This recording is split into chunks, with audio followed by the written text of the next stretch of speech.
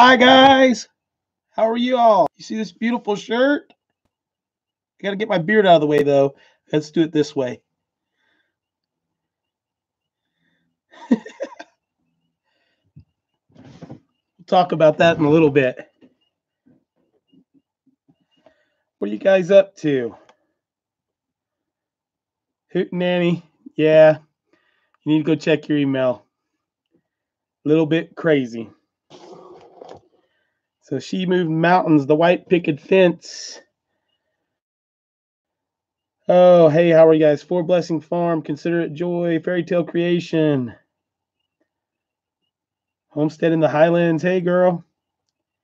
Y'all, please hit the thumbs up. That would be amazing. 21, 22, and 5 thumbs up. Oh, Nanny's not going to be happy. She's going to be sad. And I'm sorry. I know, Nanny. Sorry. Hey, Christine Harrison. Hello. Good to see you here. Christine won our mug from Steagles, guys. Norway Farms. Hey, what's up? She Bear Acres. How are you? Stiver Homestead. Is this Jen or Zach or both? The busy little house in the house. Angela Nermi, how are you? I don't think it's anything that you did, Nanny. I'll show you in a minute because I'm going to share it because it's absolutely awesome. It's awesome. Grandma Sue Happy, how are you? It's Jen. Tell Zach I didn't want to talk to him anyway. Trying to keep up. Junan McIntosh, how are you? Walterman Homestead, how are you? We'll get in that in a moment. Narrowway Farm. We'll talk about that in a minute. Mama Bear, how are you? Good to see you. The Hamlin Wood Shop, how are you? Plain Speaker, good to see you as always. Miss Deborah Broyles, how are you today? My neighbor, Mims's Garden, Miss Anna, maybe this beautiful shirt that we'll talk about a little while. She's my hero. Mello, what's going on?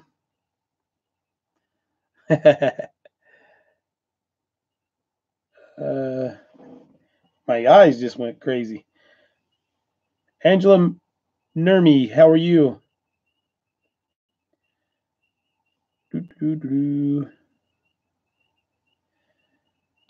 Janice, I don't want to butcher your last name, Janice. Avinco? Maybe I got it right. I don't know. I've got a couple of ideas, Hoot. Nanny. I tried to do a bunch of different little things, but it's just not working. I won't go into too much because I want to share it with everybody. Is the lighting better tonight, guys? I went and stole a shop light and put it up so you guys could see me. I got quite a bit of bad juju on that one last time. Who was it? White Picket Fence. Was it you that sent us the verse in scripture this week? I lost like all my emails here the other day for some reason. Trish F, hi, how are you?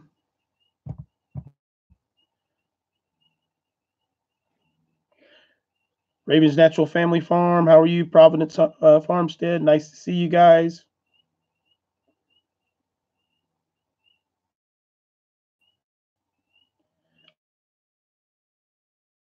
Okay, good to go. Nanny,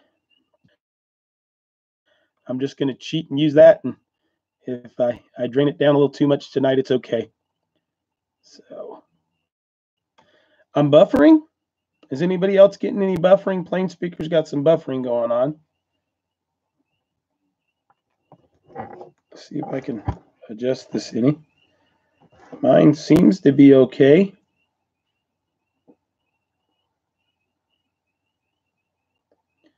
No buffering there. Buffering better now. Okay. Maybe it's just the weather or something. Homestead Homestead in the Highlands said it was buffering a little bit for her too. Rock and C Homestead. How are you guys tonight? Sabrina Simpson, good to see you. Well, how are your? I'm doing great. The busy little house. Yeah, we've been on it. It's been crazy. Hey, Duncan, 1900. We have been busy. Me and Dad have been on it. I haven't seen the baby in 3 days. She finally got home tonight and begged me to go eat Chinese food. So, with 6:30, we're running into town. 45 minutes to get where she wanted to go, and got her some Chinese, some noodles. She ate like a horse tonight. So did the big boy daddy. So we'll get there. We'll give it about another 10 minutes. Let everybody get in that's going to get in, and then we'll get into the best part of the night, a little scripture.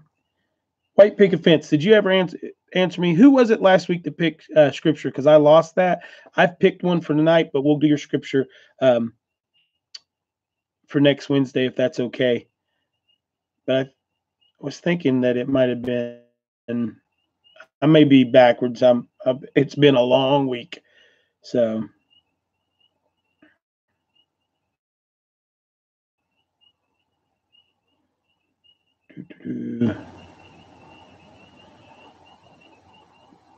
That's okay, She Moved Mountains. Don't worry about moderating tonight. Just watch. That'll be fine.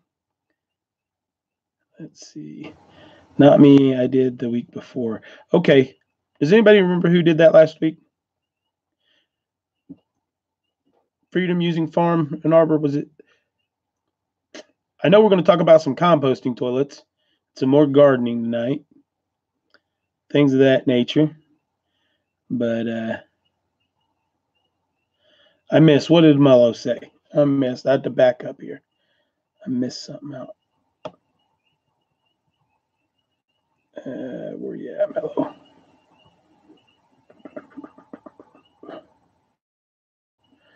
It may be too far back.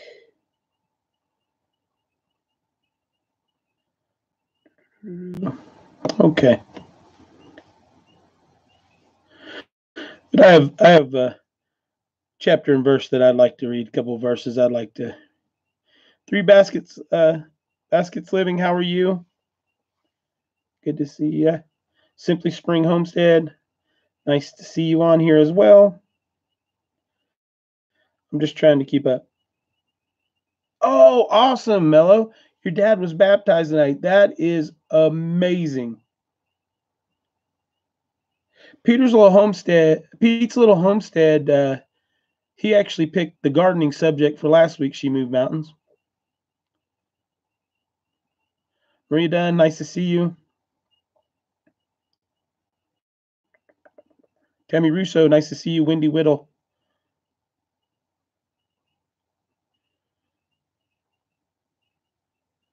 If I've missed anybody, I'm sorry. I'm trying to keep up. Providence Homestead, Francine Kupik, how are you? I'm getting blinded. This shop light's pretty bright,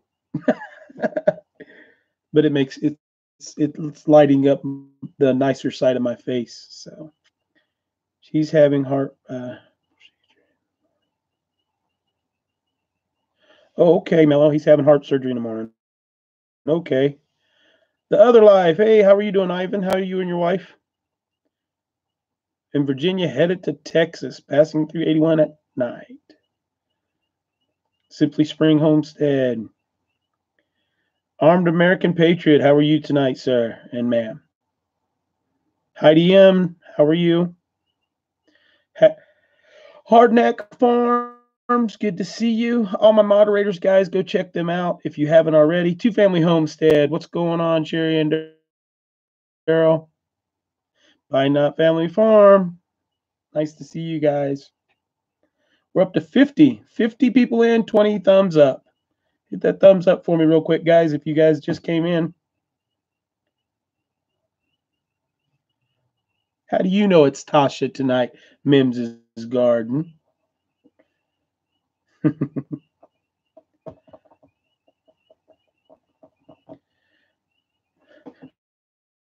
I finally got my hands somewhat clean, guys. Still got a little bit of stain on them, but it took forever. I have stained and stained and stained some more on this house. Let's see if the shop light will be better pointed at the ceiling. Reflective ambient light. Just a thought. If the shop light wasn't so old, I could probably point it up there, but let me try.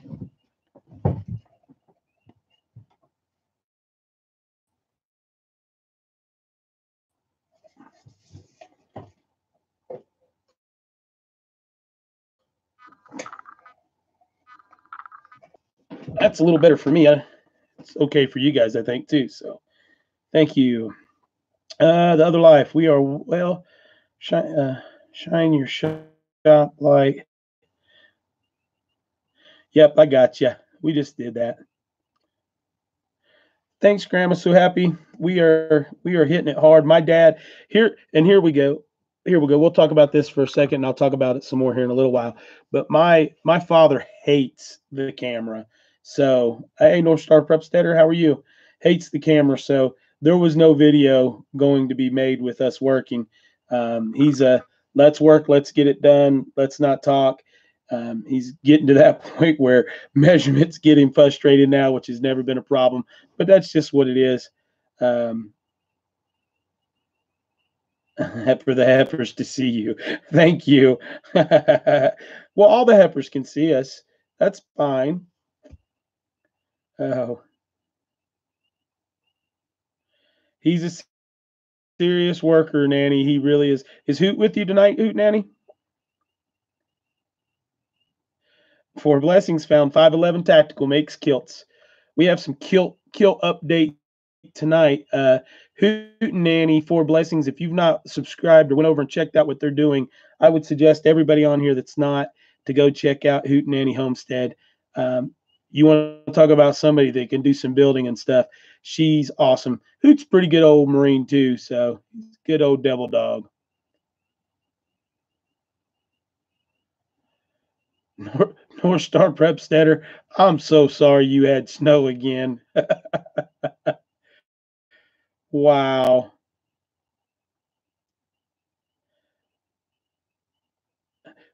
He's part Eskimo, I think. He lives in an igloo. There's so much snow, it doesn't matter if he's in a house. It's covered with ice. Rocking Sea Homestead.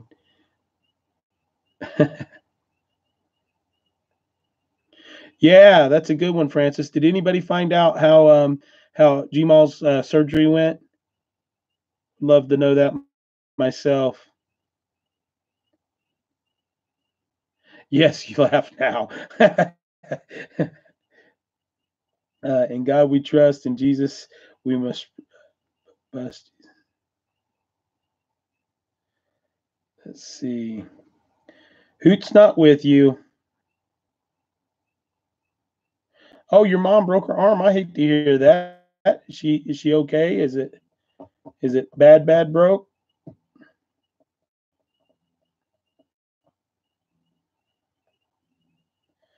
Yeah, Hardneck Farm. She had some surgery, and we were all putting in some prayers and stuff for her. And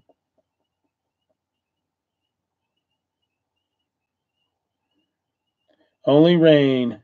I understand that one. If I miss Julie Wright, I did miss you. How are you today? All right, we'll give it another about 5 minutes, guys, and we'll jump into a little scripture for the night, and then we'll get into talking about some really crappy stuff. Play on words. So I need to write that down on my little sheet too. I want to talk about that.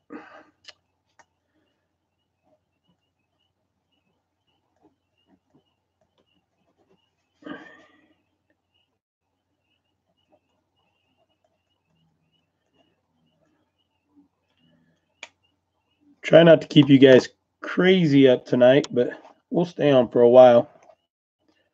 I know you guys are laughing right now as I said that. Scripture to keep snow at bay. I'll give you its chapter and verse. From north, if you're on the East Coast, you take 75 south.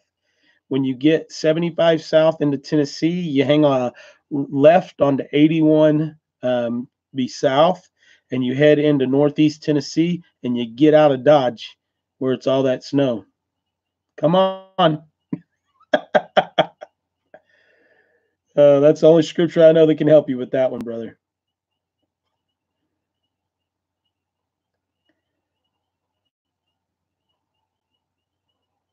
Yeah, I'm glad she's okay, Hoot Nanny.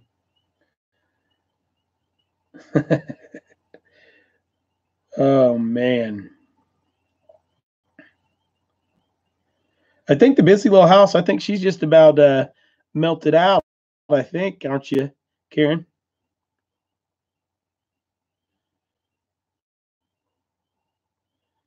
Hidden Valley Homestead. How are you, brother? How's that beautiful wife of yours and the kids?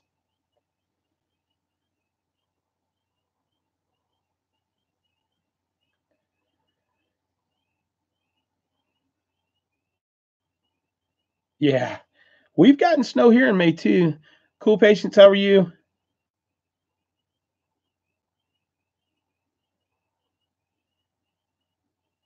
Okay, I'll go check out Nicholas J. Funities. Maybe do a stream together. We'll go check him out and see. I'm not there yet. Thank you. Four Bless play for John and Terry Lynn. Heard possible tornado. Okay, well that's Tablefoot in the Woods, correct? Four blessings.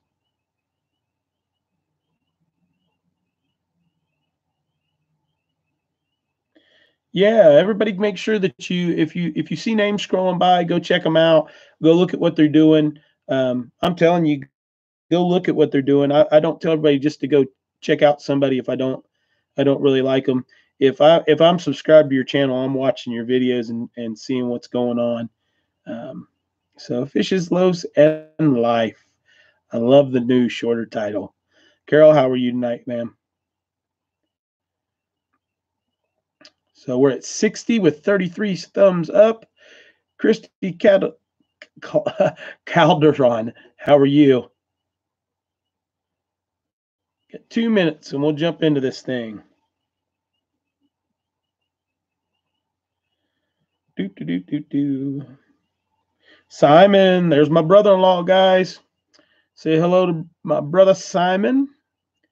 He's a good man. That's Colton's dad that was here earlier, and on the video we posted, he's a good guy.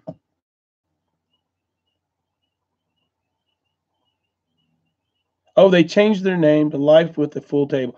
Okay, I hadn't caught that yet. I just watched one of their videos too. My brain just doesn't work all the way. So just curious, any other heifers apply?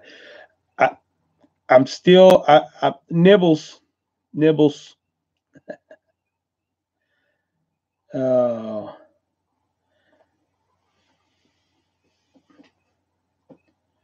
mom text and I was crying public with my kids. She had no idea how bad my mom's and the really.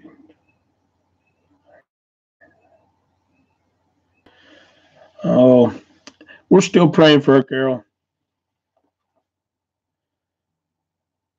Jacob Rodriguez, how are you? Welcome. All right, guys, let's jump into this. I know I had somebody choose scripture last week. I cannot find it. I am sorry, but it might be a reason for that because I was led to read what we're going to read tonight. And if you got your little good book with you, I would say turn to Matthew. We're going to read chapter 7, verse 24 through 27. I'll give you a few seconds if you're going to get there.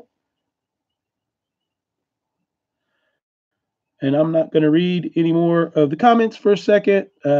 Welcome, Norway Farms. We already said hi, I think. Hidden Valley Homestead. Here we go. Let's do this. And this is kind of inspired by what me and my father have been doing this week, and we'll talk about a little bit when we get done reading. The wise and the foolish builders. Therefore, everyone who hears these words of mine and puts them into practice is like a wise man who built his house on the rock. The rain came down, the stream rose, and the winds blew and beat against the house. Yet it did not fall, because it had its foundation on the rock. But everyone who hears these words of mine and does not put them into practice is like a foolish man who built his house on sand. The rain came down, the streams rose, and the winds blew and beat against the house, and it fell with a great crash. So, guys, there's a lot to be taken from that. Um, Not just that me and my father have built this home together. Um, I know that was short, but it means a lot. My dad's a great man. He, my mom's a great woman. Heck, she's had Elin for 3 days now and taking care of everybody and doing all that so me and my dad could work. But it starts with more than just the house, than this actual structure that we're in. It took that good foundation that my mother and father built in me, that was strengthened by the Marine Corps and my federal service and my love for God and finding my own path and finding my own way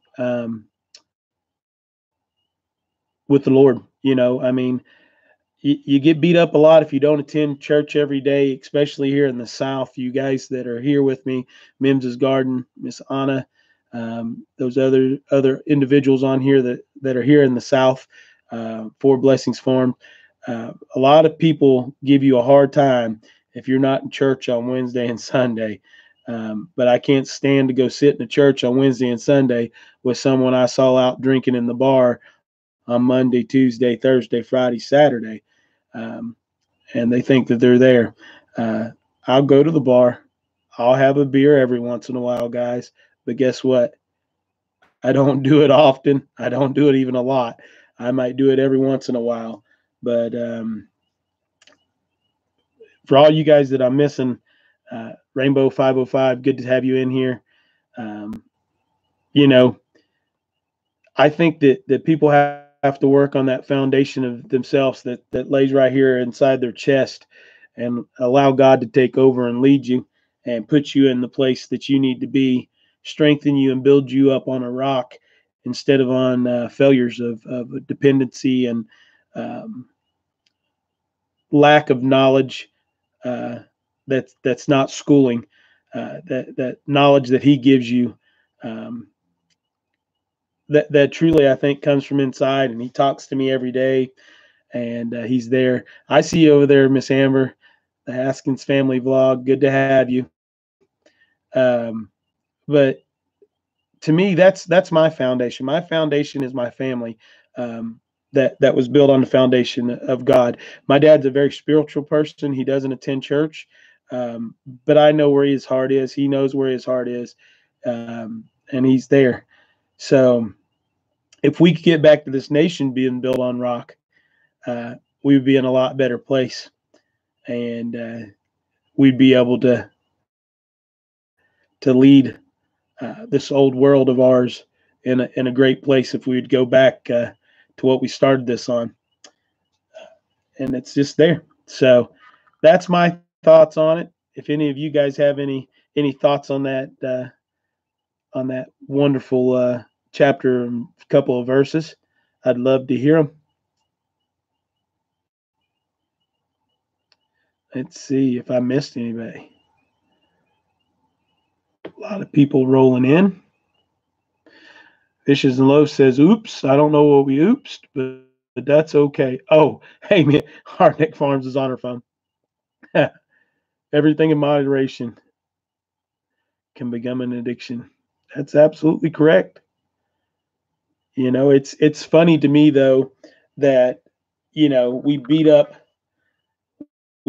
people for having a beer or drinking a glass of wine, And it's there. It's the abuse of that. Drinking too much wine, taking too much pleasure in something can get you and get you too much homesteading. I know that sounds weird, but when you start neglecting your wife and your family and everybody else to try to get something else done, you think you might be building up your family. You think you might be making them stronger by making more money or turning more profit or having more animals.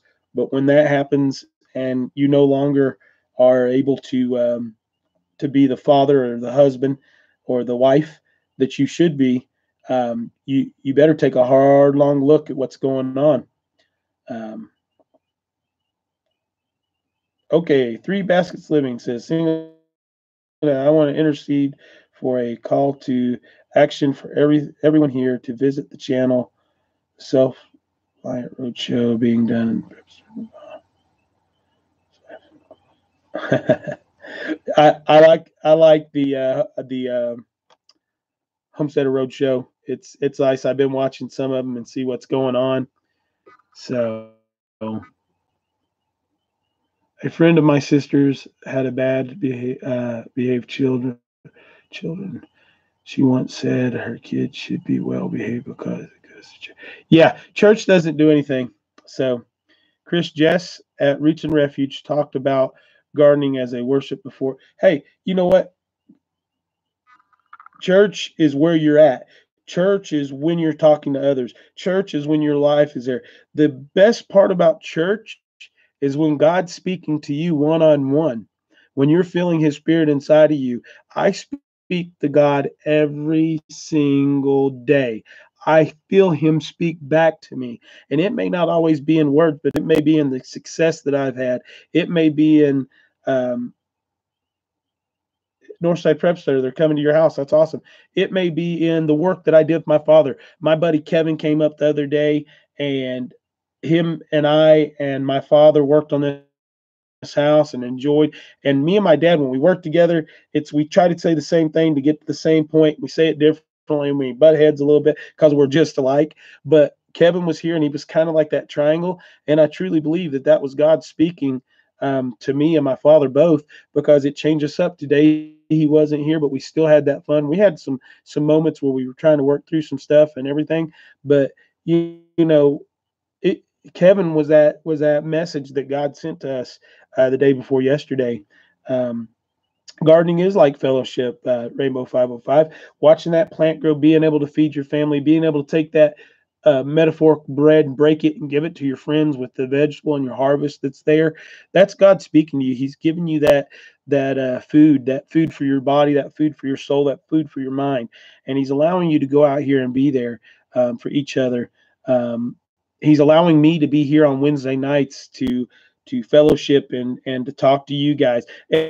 And I don't lead this, guys. Tonight I chose to do this scripture because I felt that I needed to. I was led there to do that, so I did. Um, so you guys are leading this. You guys are picking up where it's going. I'm just the vessel that's going to bring it out, and that's what I think is wrong. And I'm not saying that I'm a minister, I'm a preacher, I'm anything. I'm just a man of God that likes to talk and likes to fellowship with other people that have the same mindset somewhat. And you know, I think if we had a lot more of these pastors and preachers and fathers and rabbis and everything else that you want to call them, if we had more of them that would stand up and just talk to people instead of talking at them. I've always said since I started teaching, there are individuals who teach and there's individuals who talk. And I am not you might say I'm a talker, but I like to think that I'm a teacher. I like to say that I'm able to come out and speak to someone and get them to understand what I'm trying to do. What have I missed over here? Put your questions in all caps for me, guys. We are Fisher of Men, Gail. Yes, absolutely. I'm trying to catch all y'all. I hope we all got each other on our hook, trying to bring us in, trying to help us out. I mean that's something we all can share and need to have.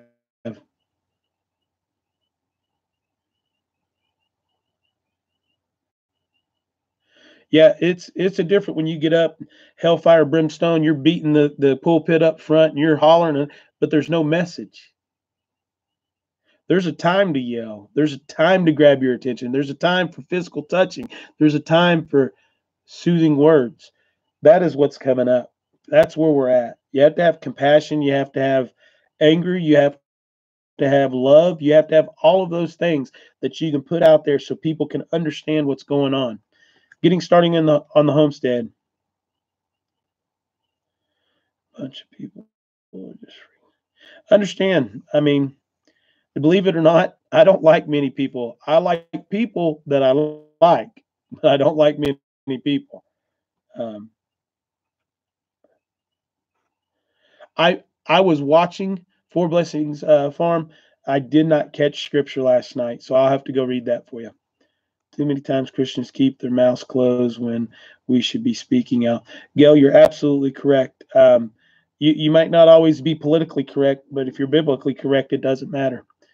120 acres of woods. Hey, Wyoming, how are you? Good to go. That seed gardening is being directly connected and depending on the provisions of Yahweh and not being so dependent on man's provision. Absolutely. God can grow a garden or he can take it away.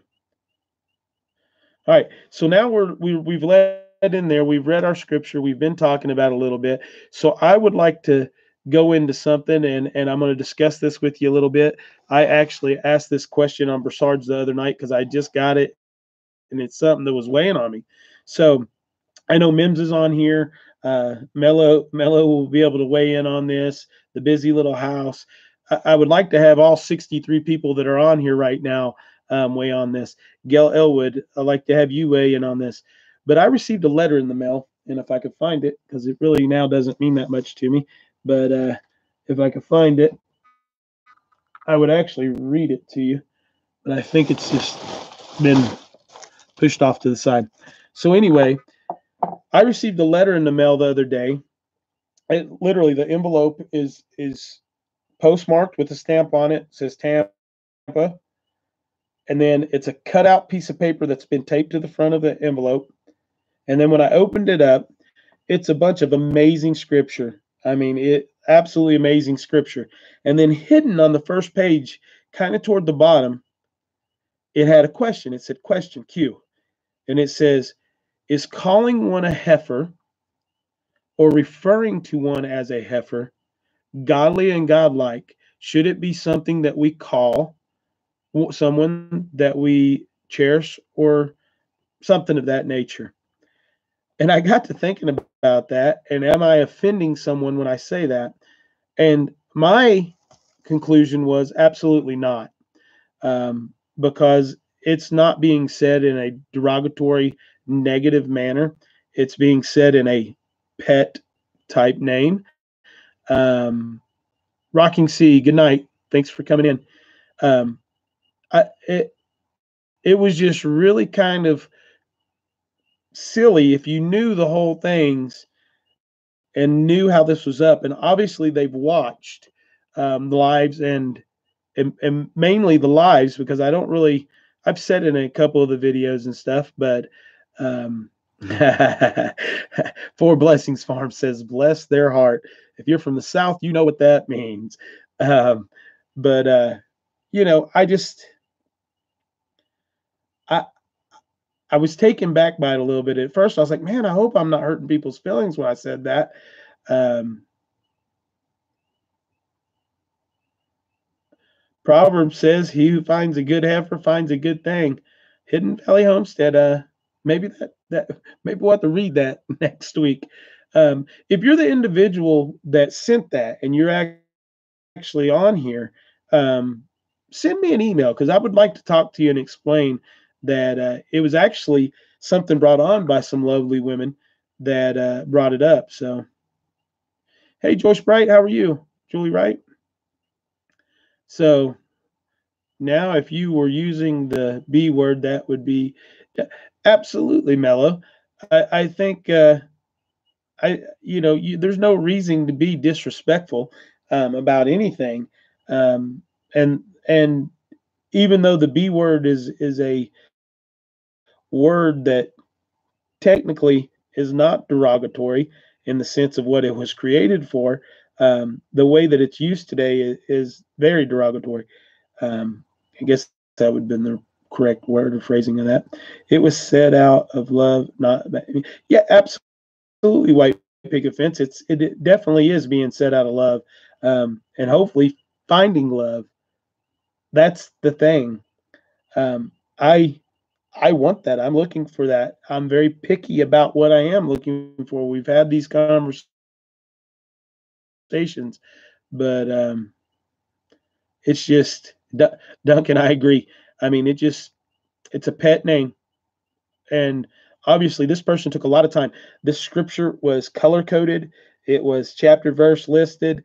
It was the whole 9 yards and everything. But then they couldn't put their address. They couldn't put their name. They didn't sign it or anything. So we're going to say bless their heart, and we bless you. So the first one to use it was Jess, and it absolutely she was, and that's kind of where we came up with this whole thing. My protective mama heifer there. Um, my mom was on the video today. She was talking about you, Mims. So a heifer is the most useful and praised animal. Hey, absolutely. If you were called a bull, then I don't know why you want anything but a heifer. Nanny, you're absolutely correct. So anyway, all right. So let's go over some channel stuff. And now that I put that out there and we've kind of talked about it a little bit, structured this a little bit differently tonight. I've actually written some stuff down.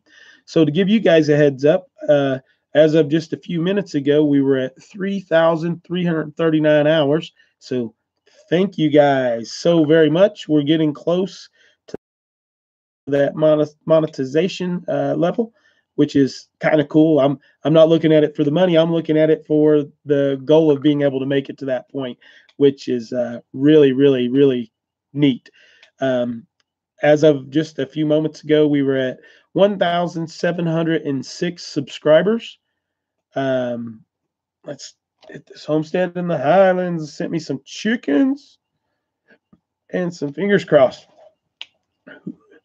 Yeah, it is awesome. The Tinker's wife. I just saw you in here. Hey, how are you?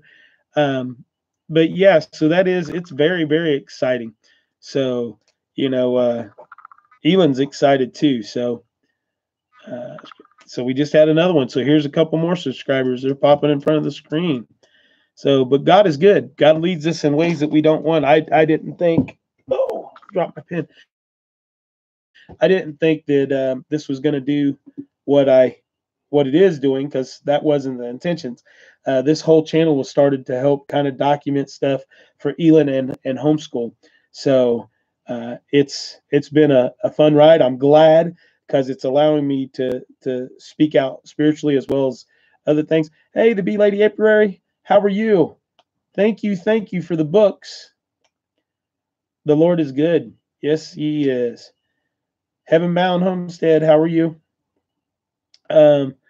So that's awesome on that side. We should be there. I'm hoping by the end of the month at least that we can rock out that 4,000 and get everything going that way. So that'll be cool. Now, give you guys an update on the shirt sale for the fundraiser for the HOA deal. We've sold 4 shirts. So we haven't sold a lot of shirts, but we have had some very nice people donate some money into the funds. So right now, I think we've raised just at $300 for it. So that's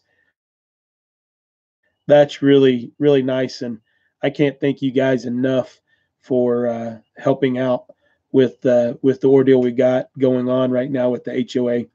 And More Blessings Farm said he sent PayPal just a bit ago, so my phone will be blowing up here in a few minutes probably. But hey, Paula Decker, how are you? Nice to have you here from Biggs, California. So yeah, everybody's doing a great job looking up into everything. Good night, Simon. Brother-in-law Simon's got to go to bed. I'm surprised he's up right now. He's usually in bed by about 8 He's a surveyor guy, so if you're in Northeast Tennessee and need some surveying done, let me know. I'll get you hooked up. So as far as the updates, we have not heard anything. The letters were served. I know that for a fact that the requests were put in.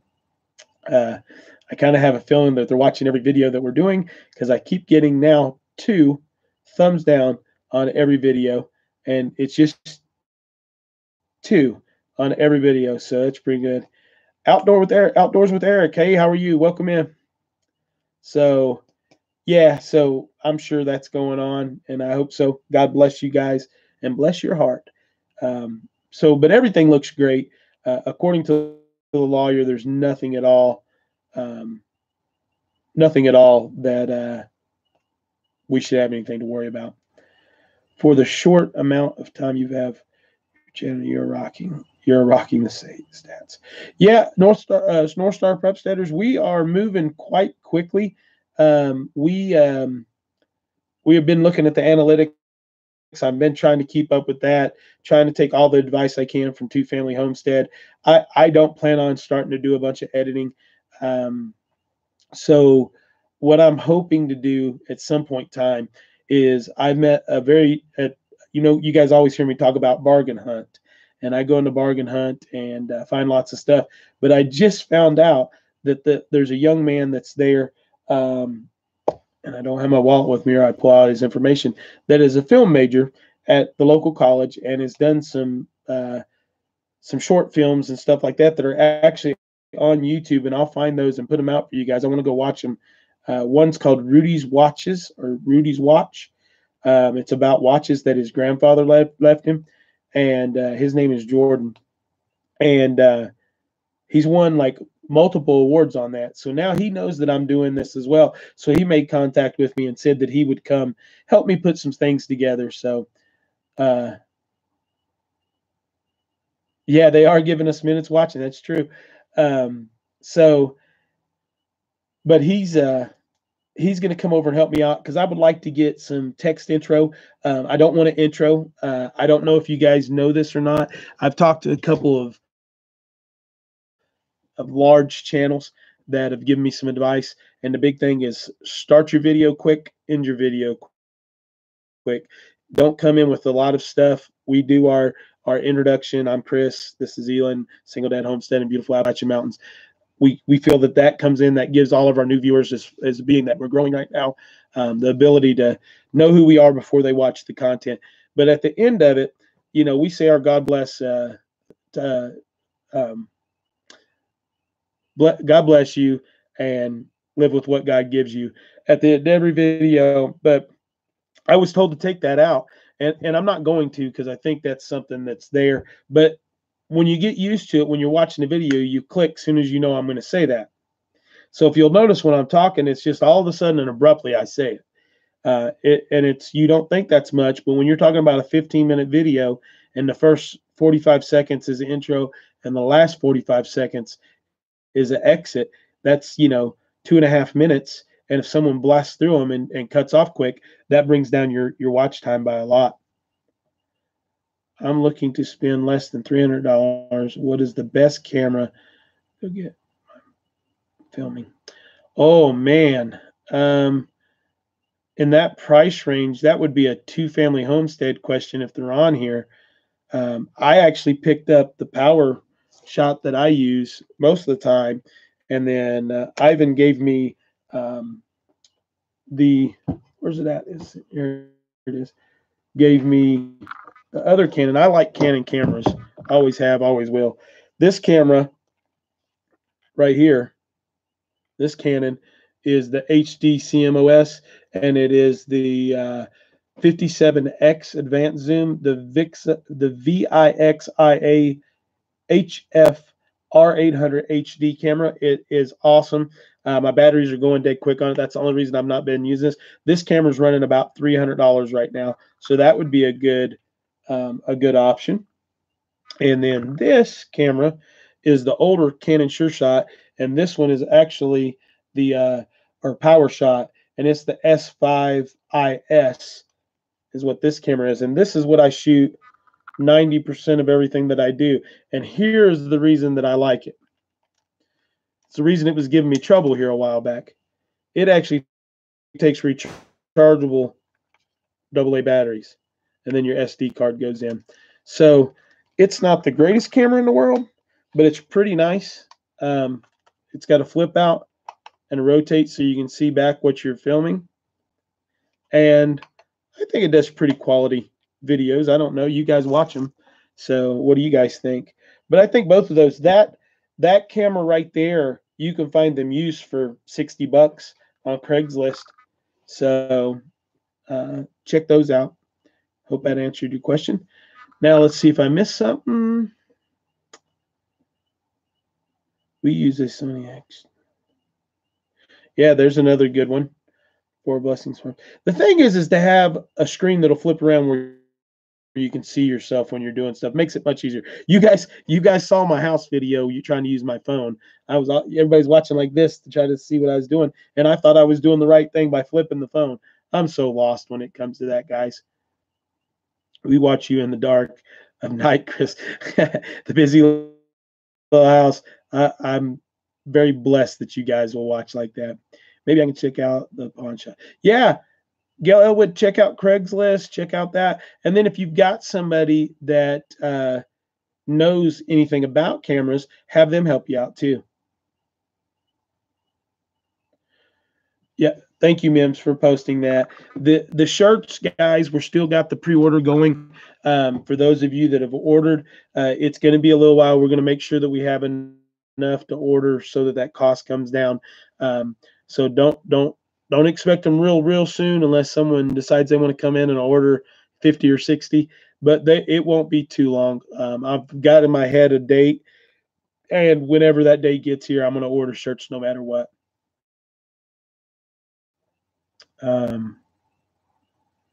You had to turn your laptop on its side. Hey, it works. So Mims is posting my address and other things. We actually, what did I do with it? I think it's sitting on the other side of the room. The Bee Lady Apiary sent Elin those books. If you haven't seen it, I posted a video, got it posted up right before we came on live. She sent Elin some bee books because me and the neighbor Alan are going to look at doing that. Why did Ural's message get restricted? Did you pull your own message there, Ural? How are you today? Let's see. The other life. Ivan is another good one to ask questions about anything electronic. Sony FDR X3000 is a good for everyday vlogs. There you go. But isn't that camera like $500, Ivan? I'm not sure. Diva does. Good job, Mims. The hammers are out. Hopefully it doesn't get too silly. So, all right. So we've talked about all that.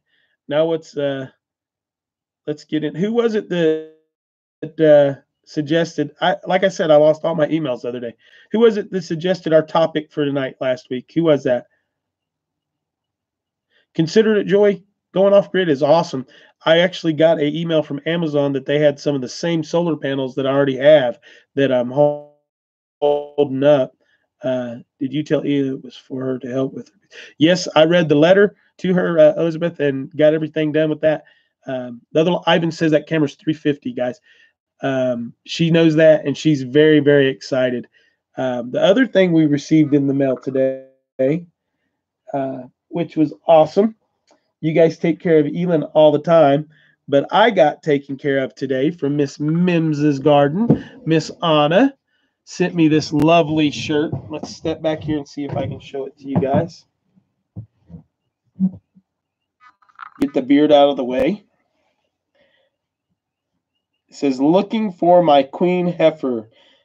Send applications to Single Dad Homesteading at YouTube. So it's pretty nice. It fits good. It's good to go. Now, Miss Nanny, are you on here? Let's see if she's here. If Miss Nanny from Hootin' Nanny. Yeah, I think this shirt is absolutely awesome. And here's the crazy part. You want to actually, all right, you guys ready for some just, all right, Nanny, I was just making sure you're here. Stay around. All right, you want to see some absolute cuteness. Look at this that she sent to Elon. Princess Heifer Single Dad Homesteading on YouTube. Do you guys see how awesome that is? This is like laser printed or something on here, guys.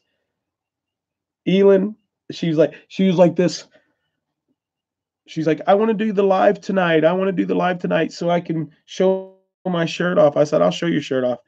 Bare Hands Homestead. I have to start Elin's dress. Oh yes, she'll be excited about that too. It is cute. Mims is my hero. Yeah, I mean, if I can call my own daughter a heifer, she's a pretty good girl. Yes, she does have a sunflower crown. Did you guys all see that? Let's see.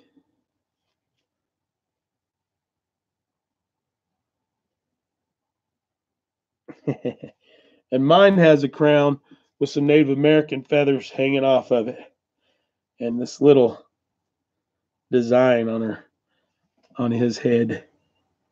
So yes, Mim's awesome. We all know that. And I'm buying her lunch or dinner when we go to the Greater Appalachian Homestead. Broussard Homestead, hey. Oh, Bare Hands Homestead. I thought Broussard had come on. Has anybody heard from them today? They usually go on before us, and I didn't see them today. All right, Nanny, guys, today was the day of giving. I got so many nice things today, and this is one that you all have been waiting for. And I was gonna wear it with the shirt, but unfortunately, they sent it in the wrong size.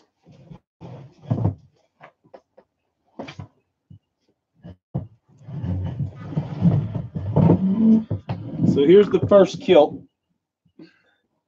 I can give you the kind of side profile. So here's the first one. You wanted to talk of Four Blessings Farms. You wanted to talk about a utility style kilt. This thing has D-rings all the way around it. This is one of the nicest pieces of clothing that I own right now. But I actually had my friend measure me. I wear a size 40. I wear a size 39 in pants, but a 40. I like my pants loose. I don't like them tight. So there, we had them done.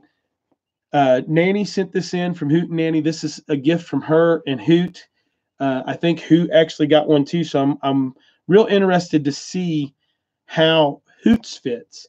But they unbutton and then they unbutton again. And if I put them together, they're probably a good 3 to 4 inches. I mean, like this much from being able to button. So I would think that this is probably somewhere in the neighborhood of a size 36. And I'm going to have my buddy measure this, who is actually does um, some pretty good custom work and things of that nature. So, but as far as a garment, I don't think I own anything else that's that nice in my house. So they are very well made, just the wrong size. Now, oh, you're gonna make Hoot one, Nanny. Okay, so Hoot had a suggestion she was gonna throw out when we started talking about searching Sabrina. How are you tonight?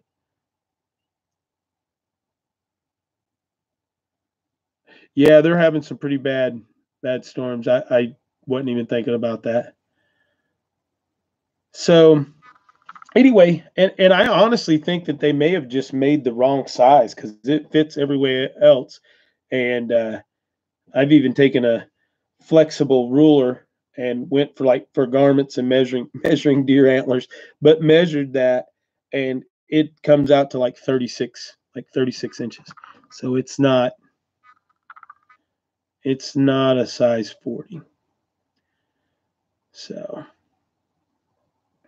it is very awesome though. So who and Nanny, Miss Nanny, what was your suggestion? Read that. I try to have to keep looking or I'll miss it. I'll get to talk about something else and I'll scroll by. So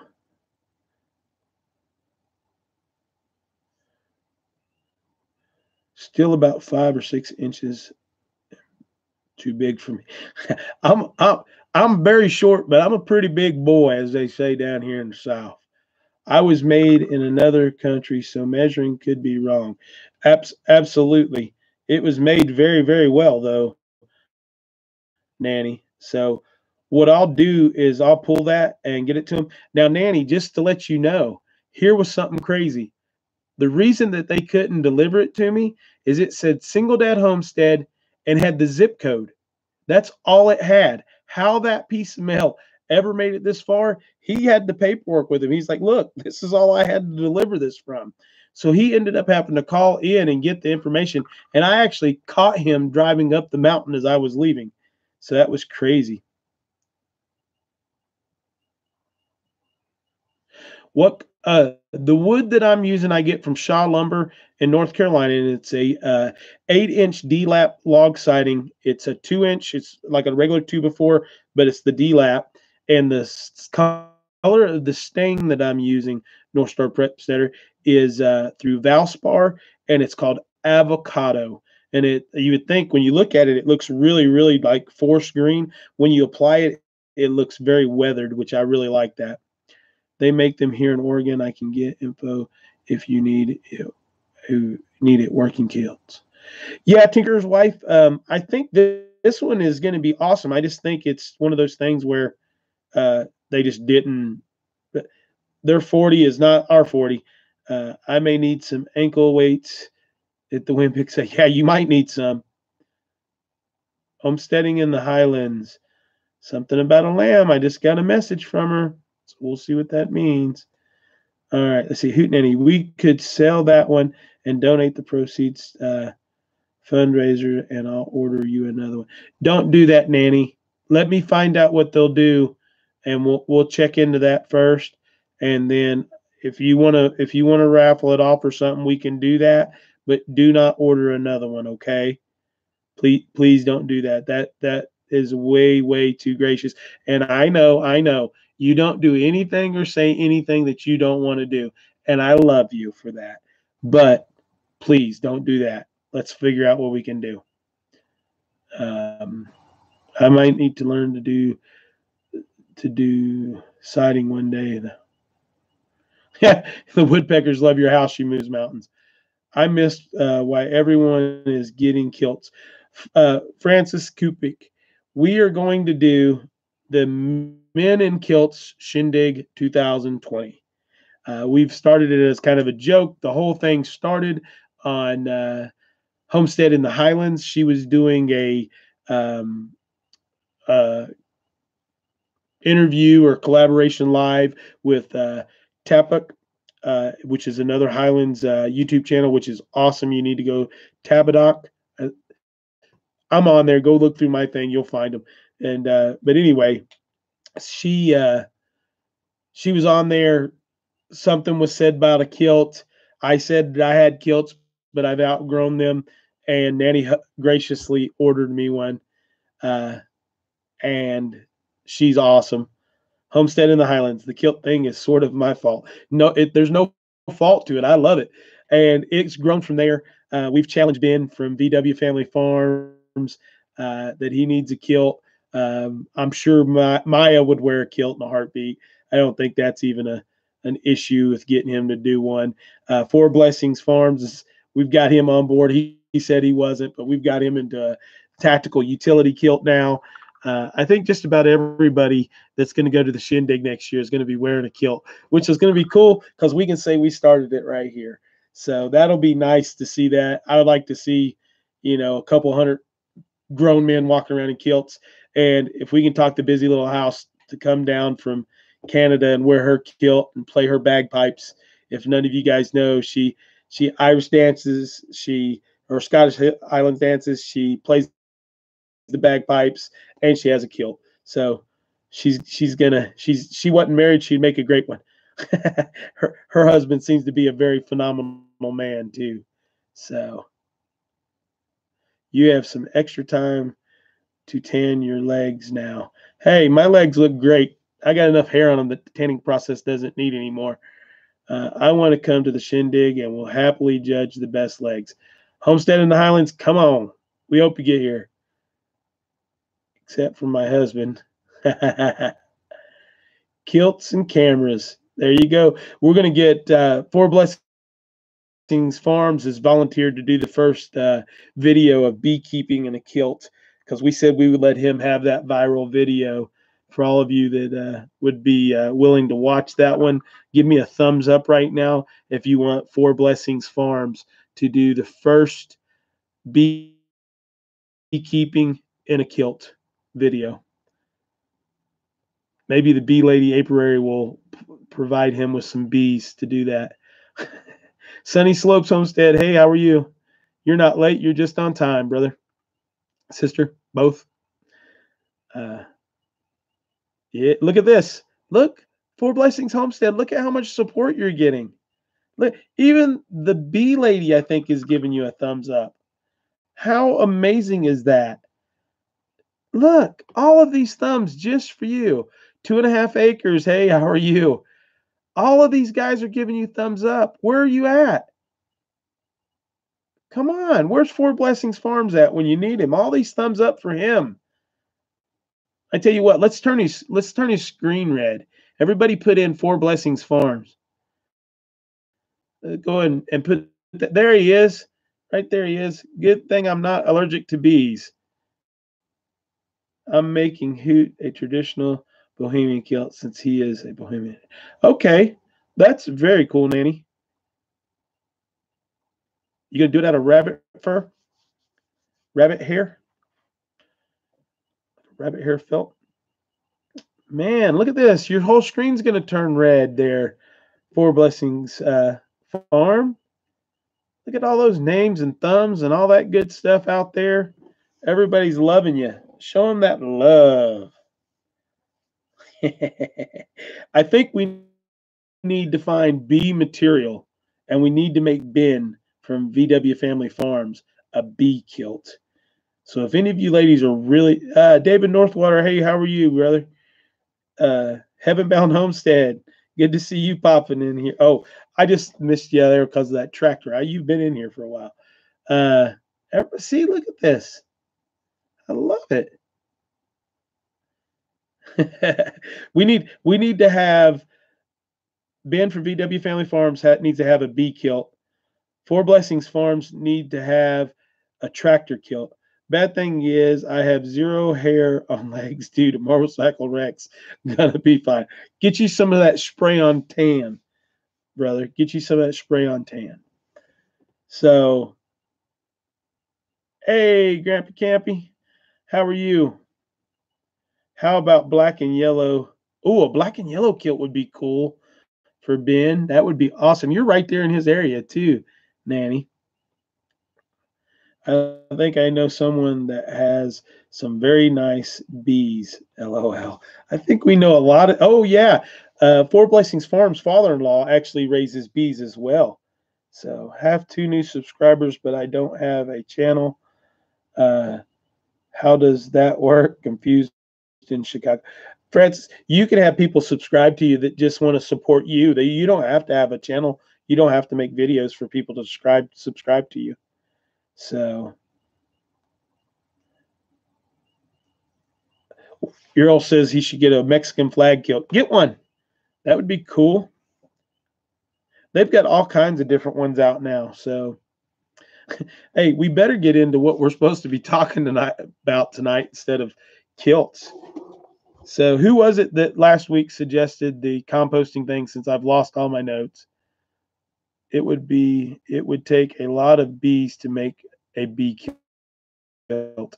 I like that. Chris, your light is brighter today. Yes, my light is brighter today. I am still on solar power. So if I start seeing everything tank here, the light will have to go and a flashlight will have to come out, I guess, and we'll do like ghost stories. Uh, let's make kilts out of blue tarps. Why not? Yeah, 3 baskets. You're living. Yep, we had composting toilets for off grid. Yep, I knew that one. Was it? It was 3 baskets. Yeah, okay. So let's get into these. So composting toilets, we can go a bunch of different ways with this. The simplest way is to take the 5-gallon bucket, go by the lid, put it on the lid, use your bag system. I've used 3 different types of composting toilets in the past at hunting cabins. And for me in this area, the best thing that I'm finding to use in that composting toilet is the sawdust from the local sawmill. They'll give you 50-gallon bags full of it all day long. Um, Good night, Freedom Musing Farm and Arbor Homestead. Good night, North Star Repstetter. Dig out tomorrow, okay? A duct tape kilt. If I miss you and you leave, good night. I'm sorry. Don't feel like you have to stay. I appreciate it if you do stay, but I understand if you have to go and get some sleep for work and stuff. So anyway, back to the composting toilet. So, that's what I'm finding as far as a medium or a material to use for smell and stuff is going to the sawmill and getting some nice fine sawdust and using that. And here's one of the other things that you have to do. We're going to back up a little bit off of the composting toilet subject, and we're going to talk about what is waste. You don't have sewage, what we consider sewage, that makes smell until you have a solid and a liquid mixed together. And that's what makes sewage, is when that water and when that urine and fecal matter mixed together is when you actually start having the real issues. When you're talking about solid matter, that's it. Um, so get one of the separates or something like that, or some other means, or having a dry toilet and a wet toilet is also a good way to have 2 composting toilets set up to take care of business, and having a gray water system. If you do urine the right way, you can use urine if you set it out and let it break down and go into an ammonia. It'll go into a higher concentrated ammonia, and you can use it on your plants. I invited you to take a look at how I set my composting toilet system up. Did you have that chance? No, I have not 3 baskets living. I must have completely 100% missed that invite. So let me write that down because I'm half dumb and 3 basket living. What's the name of that? What's the name of that video?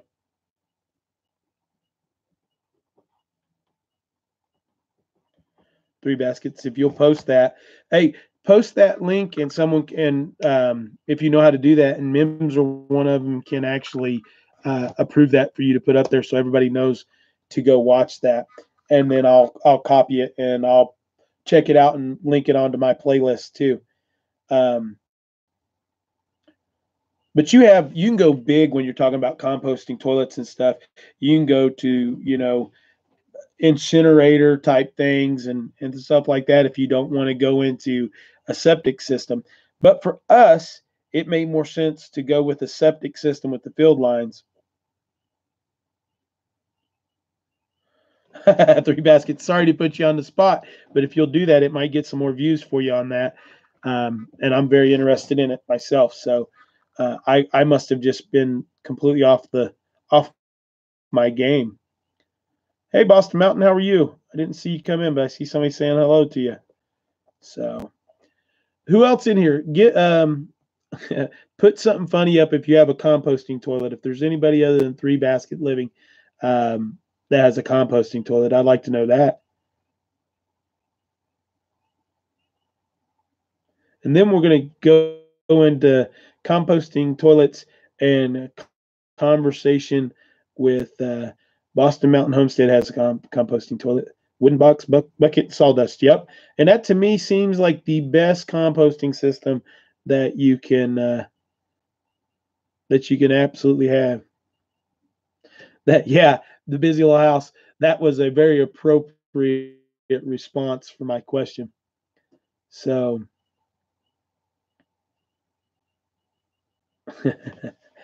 so one of the things on all my prepper guys that are on here and gals that are on here, here's something that I want you to take into consideration when you're talking about where you're going to go. Still looking into Sunmar wet composting. I actually consider Joy Lund. If this is Lindy, I looked into those. They're so expensive that it was actually cheaper to go ahead and do a septic system with an oversized tank. It was still cheaper than buying the Sunmar. So really look at the cost analysis on that. Uh, Keep it up. You just never know. So on all the preppers and everybody that are on here, one of the things that I had to research because I couldn't afford $8,000 for a septic system. Absolutely, Boston Mountain Homestead. I mean, here in Tennessee, you can have a septic system put in for about $4,000. I'm lucky enough to have a father who's in construction business, and one of his best friends is a heavy equipment operator and certified to do those. So he came up, and it was actually around $3,000 for me to have mine put in. So the cost, the way when we came in and did that, was a lot cheaper for me to go ahead and do the septic system. Now back to the preppers, and I'm not going to read any more of this for a moment. Um, that's something when you're considering where you're going to bug out to and things like this. If you're going to have, let's say, just 10 people going to a location where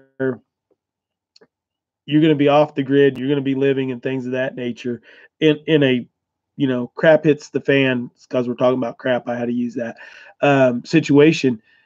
Septic and that hygiene aspect of composting is something you're going to have to really, really, really consider, because you can't pee on every tree with 10 people in an area that's right around you. Because if you try to do that, there's Three Baskets video right there, Three Basket Living. There's the video to his composting stuff. So go check that out, so you can get that there. Um, Cement tanks, the Bee Lady apiary. So when you're talking about that and you're going to bug out to a location, you gotta love it. Um, you've got to really think about where you're at and what you got to do, because when you start contaminating water, and it doesn't take a lot of people to start contaminating water in areas, um, when you're talking about using the bathroom a lot. And then you got to think about your actual dietary changes that are going to happen during that time period.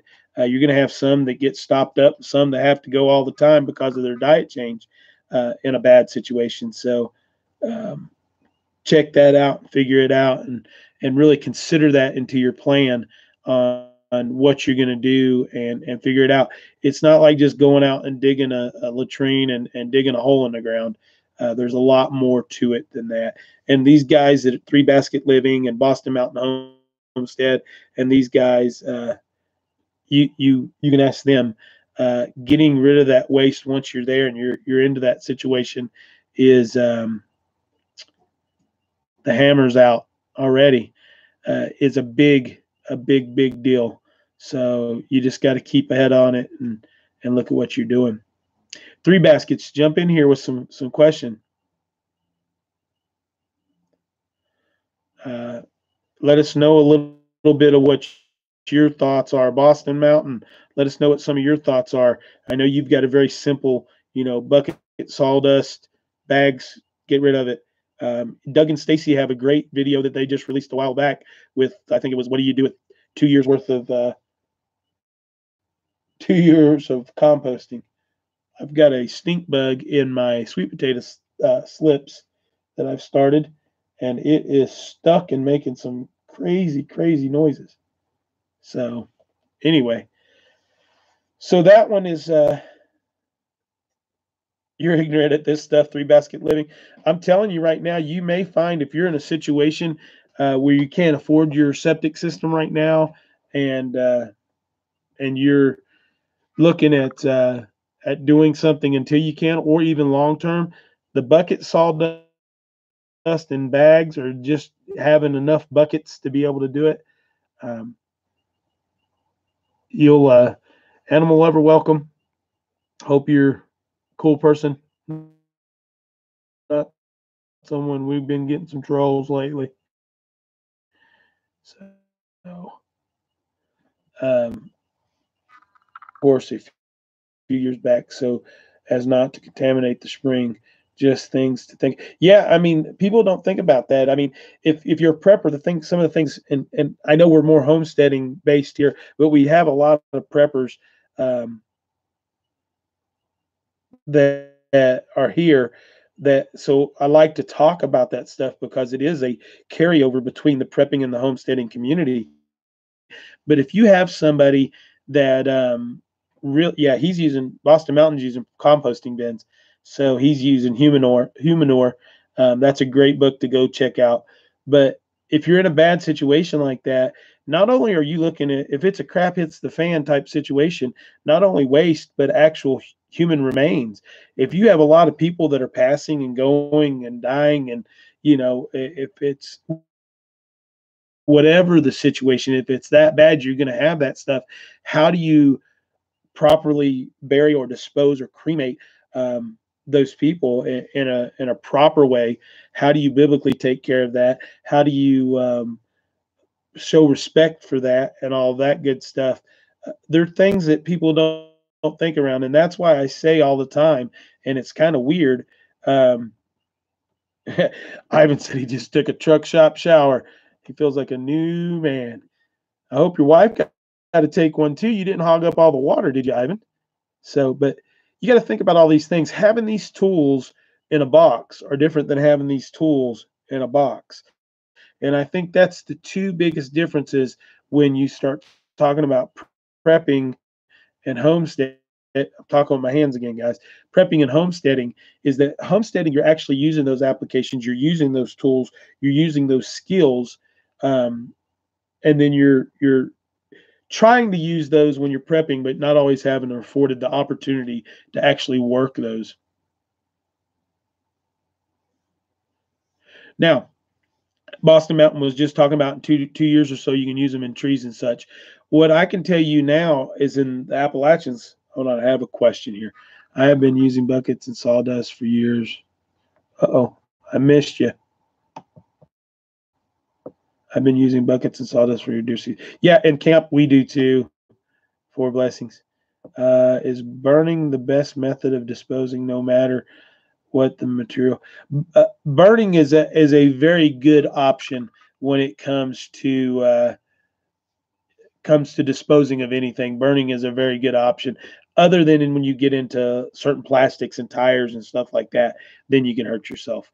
Um, More than just physically hurt yourself, but internally hurt yourself with some of that, and it's not good for the environment stuff. But for most carbon-based, fleshy people, byproduct stuff, burning is probably the best way. Uh, Life with Linda hit 500 tonight, guys. 1,000, here she comes. Good stuff. I love it.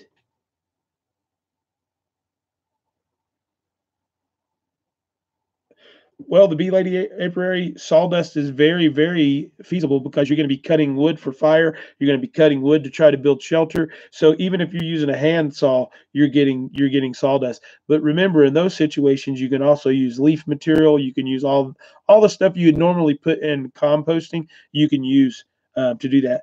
Plus, if you're in a crap hits the fan type situation, you have to start looking at other options and stuff too. So if everybody's just coming in, we're talking about, excuse my language, crap today. We're talking about composting toilets and stuff. Linda Rayner, how are you?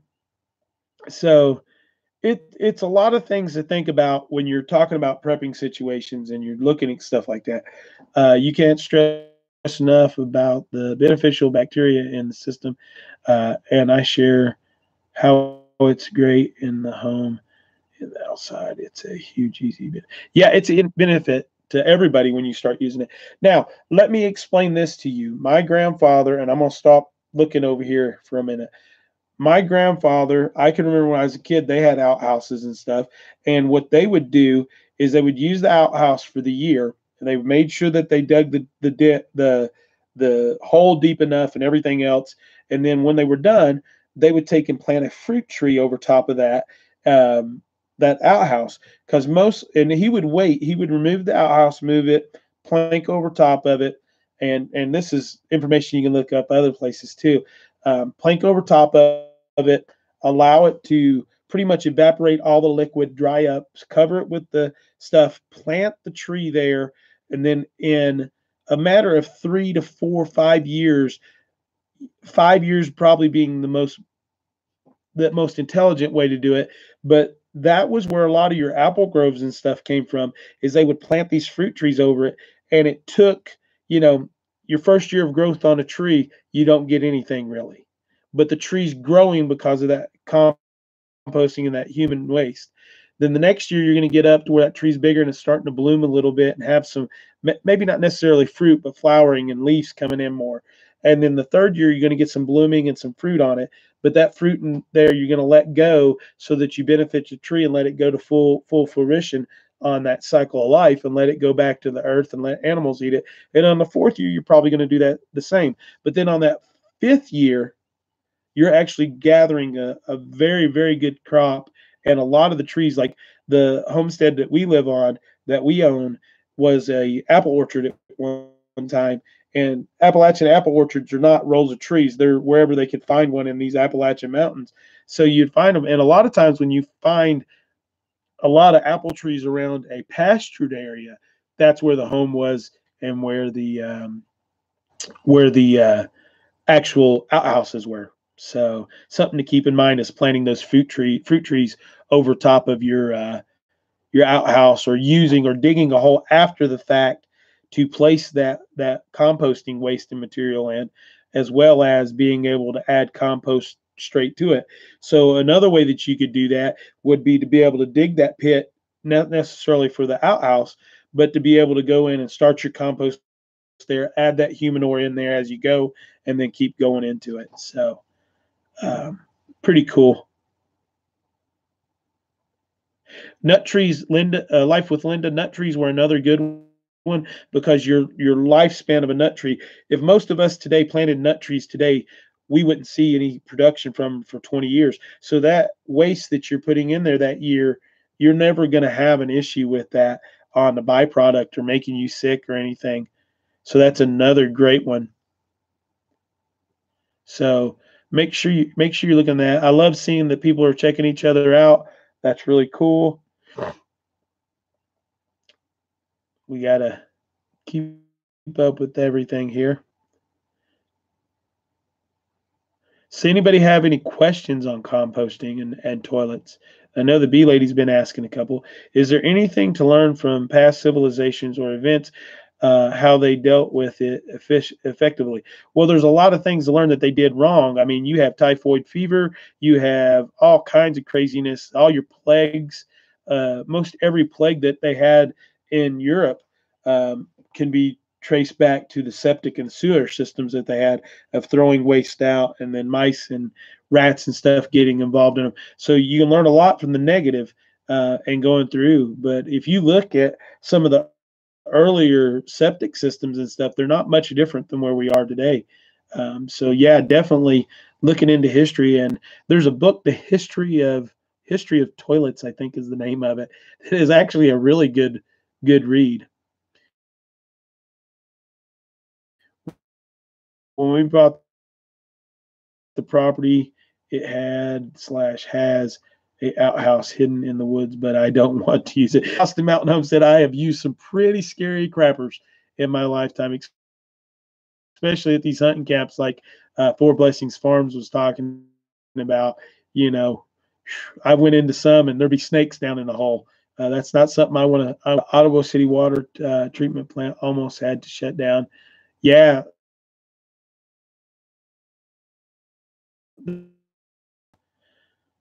I hope that was for somebody else. Hardneck Farms. You can't find the flog. Let's see. So bingo, we have to be in a place where we will not be subject to the other folks who are clueless, right? Germs, bacteria. Well, you do. I mean, that's a big thing, is to know your surroundings and know you have enough property. But that's why I was going back to the prepping situation. When you're prepping to do something, if you have 10 people to go, you need to know that you have an area large enough to sustain those people.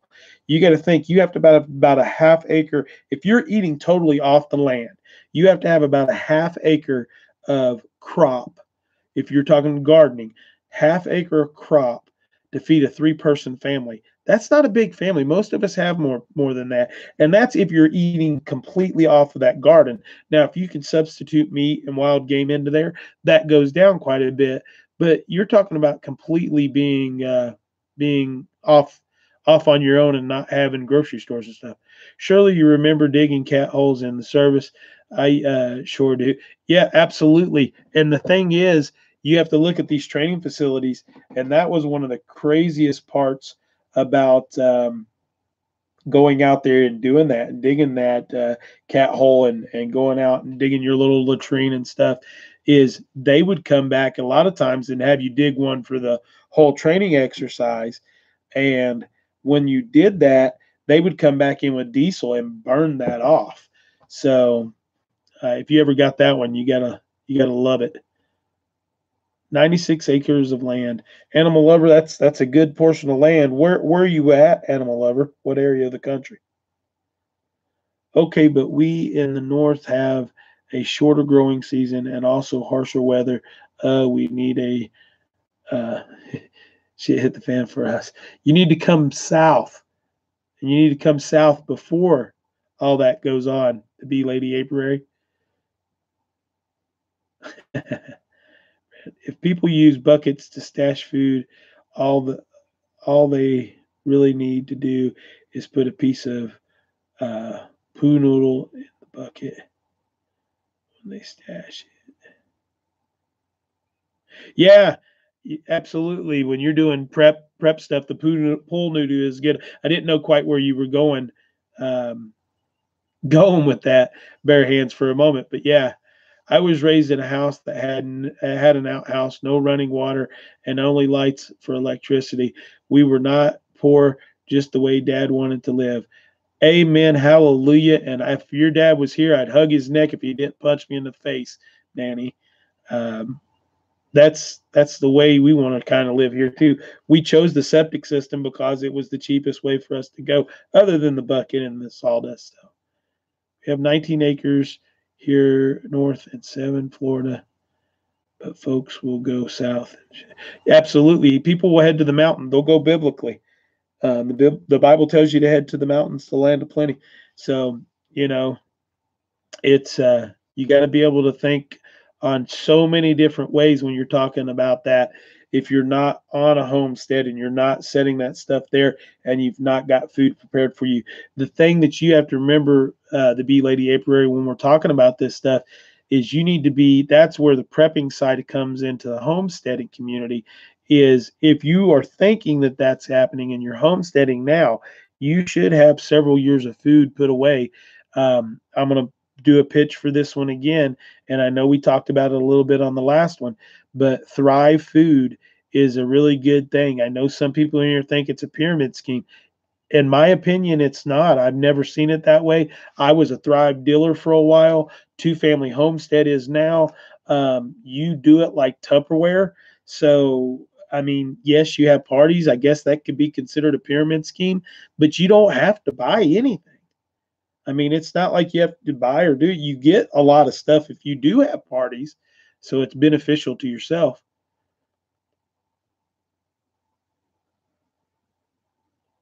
Well, they will be, lady. If you're prepared, you definitely are. Um, I have a big valley and a one-way road in, one-way road out. That can be shut down pretty easily. So we're pretty safe here in the South as far as that goes. So it's a lot of interesting things. Here we go. Are we going to have to do this again now? Thank you, moderators. You guys are awesome.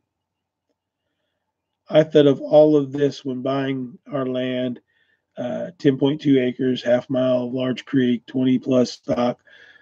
Tanks within a mile, deer. Yeah, you got to think of everything. It's something that you have to plan for, and you have to plan.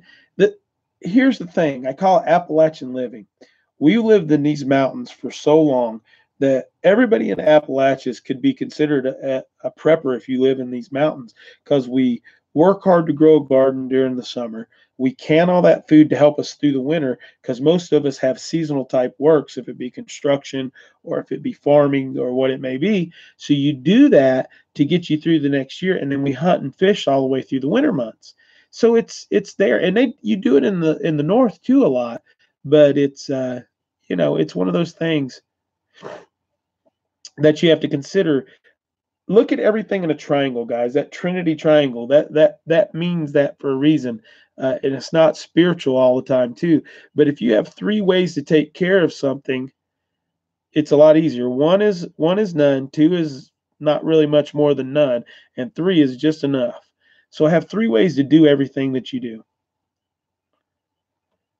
I'm serious. Just ask Chris how serious I am when I say I mean it. Hey, life with Linda, I don't know what she's talking about, but don't argue with Nanny. She will send a squad after you or something. Just go with it.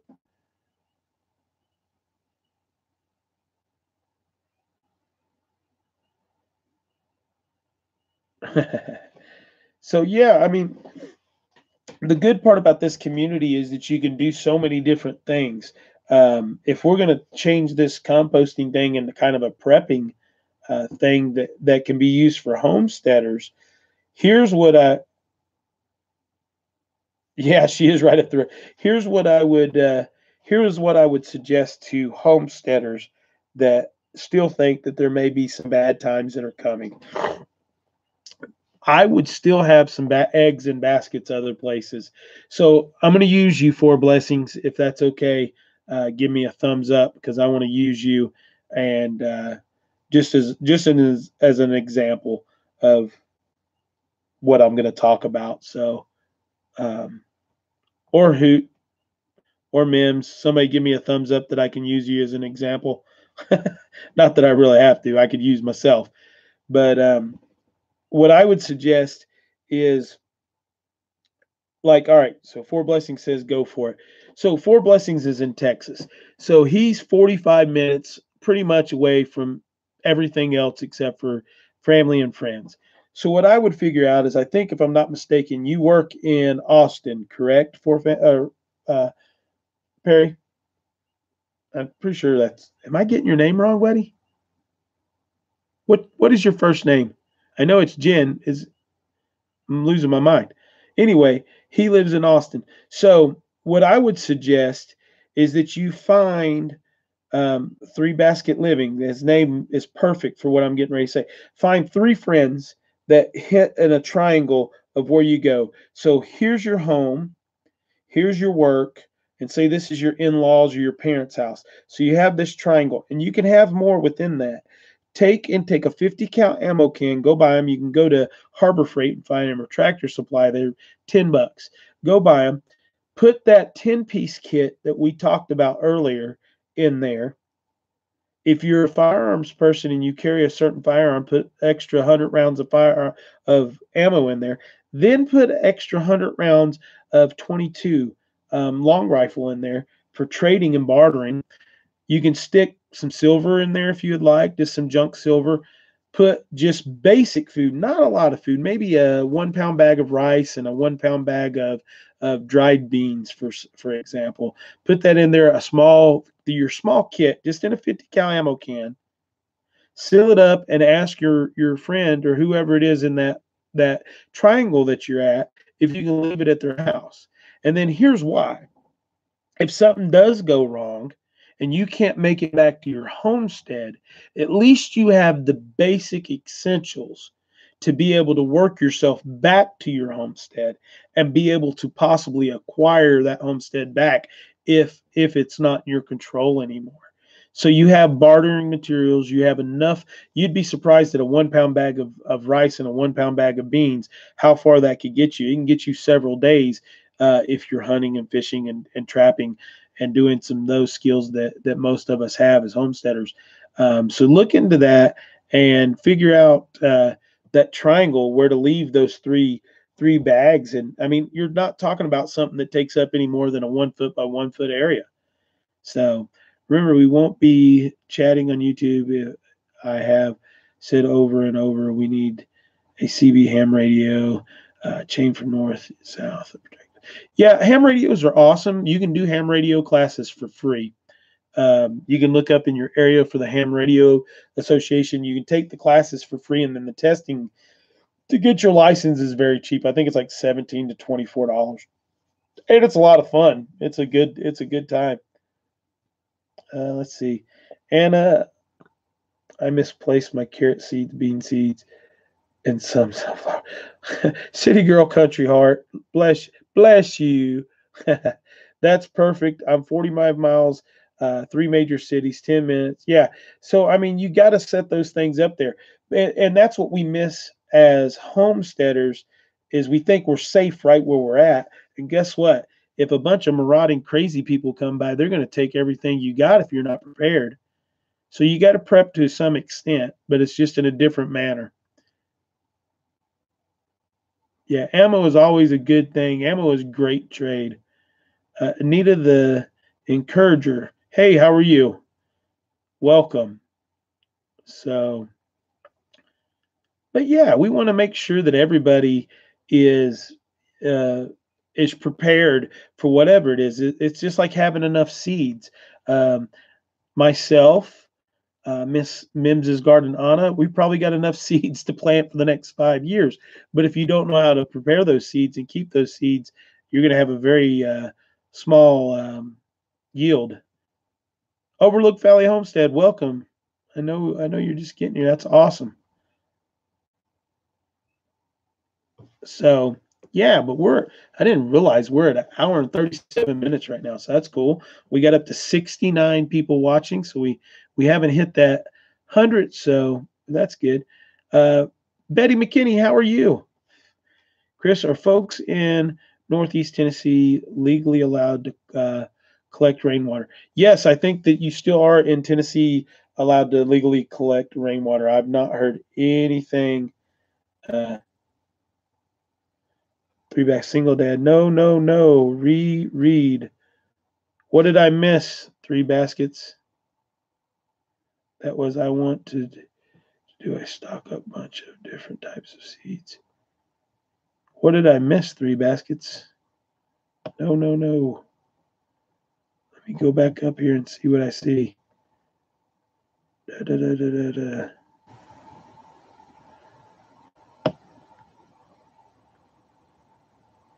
I'm missing something. Repost it. Three baskets. I didn't see. I highly recommend never plan on bartering anything that could end up being used against you. Your example, ammo.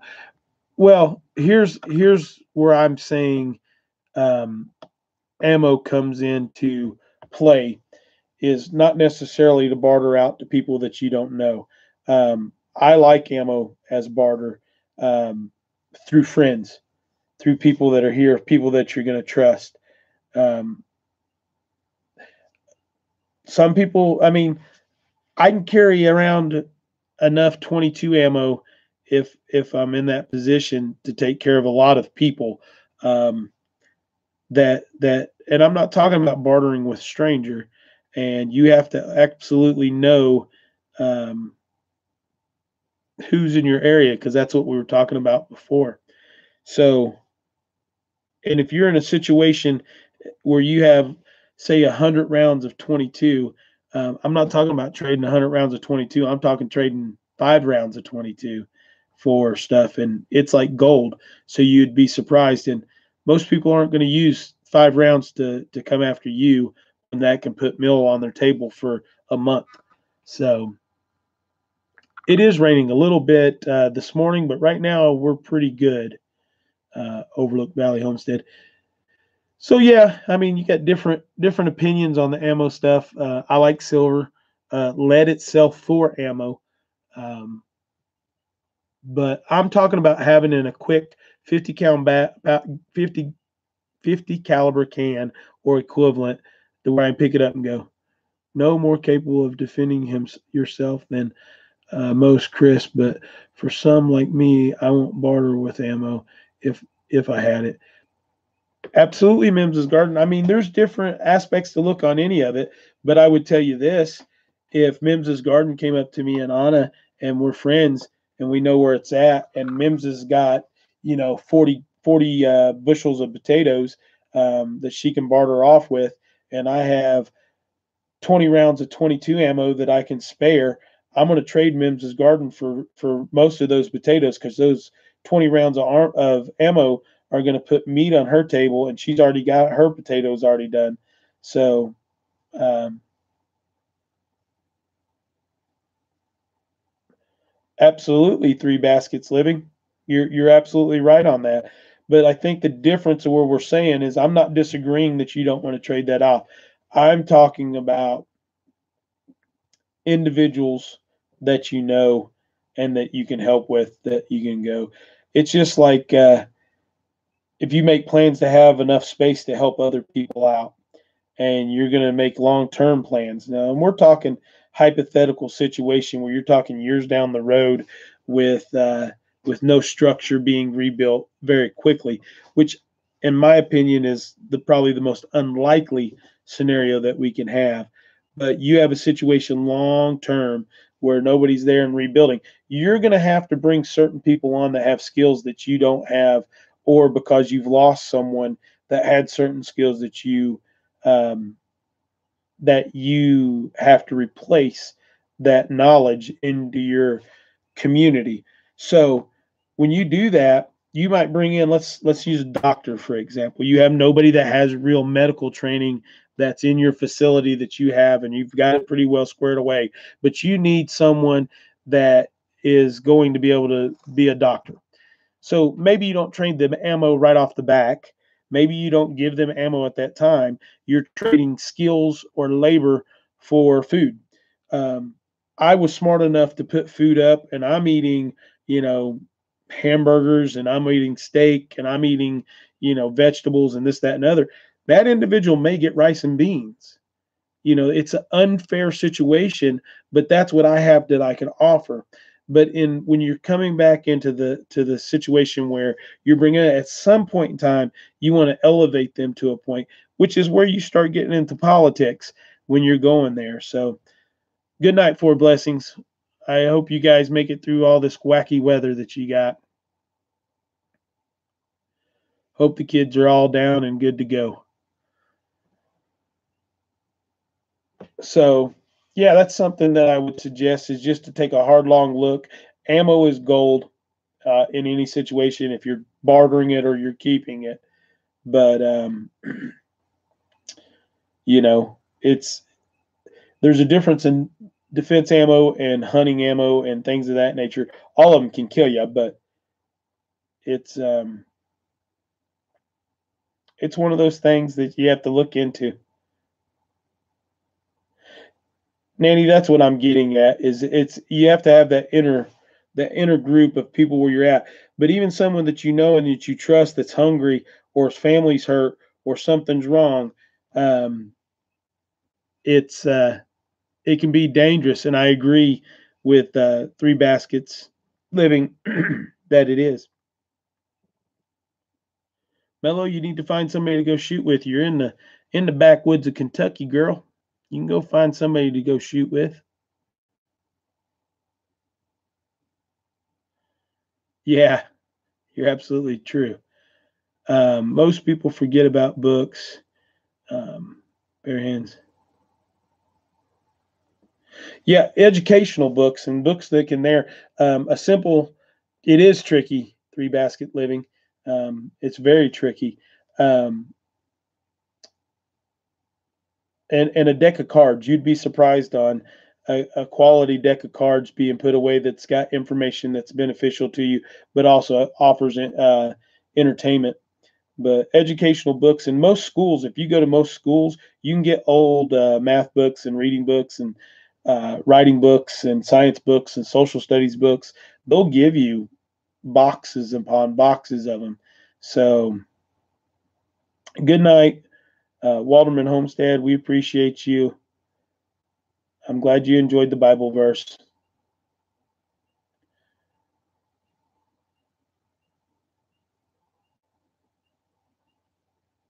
Exactly, 3 baskets living. You got to do that. But here was the scenario, and I think that's maybe where we got sidetracked with the two different things. The scenario was that you're having to work yourself from place A to place B or place C to get back to your homestead. So what I'm saying is put that 50 cal ammo can up at some other location that you can get to, and no matter what, within your triangle of survival, when you're in that triangle of survival, you have gear that's going to allow you to be mobile between certain areas. And being mobile can, and most likely will, include trading or bartering of some sort. You know, um, the only thing you might get to get you that ride with the guy that's got a running vehicle is, a little bit of ammo. But if I trade him that ammo, you know what? I'm not taking him to my homestead. I'm taking him to a point of where I can get to my homestead easily on my feet, and I'm probably riding with my little side shooter under my arm the whole way, where I'm in a better position to take control of that situation. So, um, favorite survival book slash site. Oh my goodness. Dirt Cheap Survival is a really good book. So that's a really nice one. I like that one. And that the cool part about that is the guy was doing it kind of as prepping, and then it became life.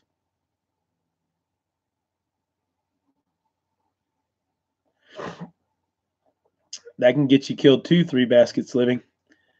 If they have a couple of real rounds and they find out you gave them dummy rounds, then you'll find yourself really having someone shoot at you if it's someone that wasn't bad may turn bad. So there's consequences and pros and cons to everything that we could possibly do. We could do that part all night long. So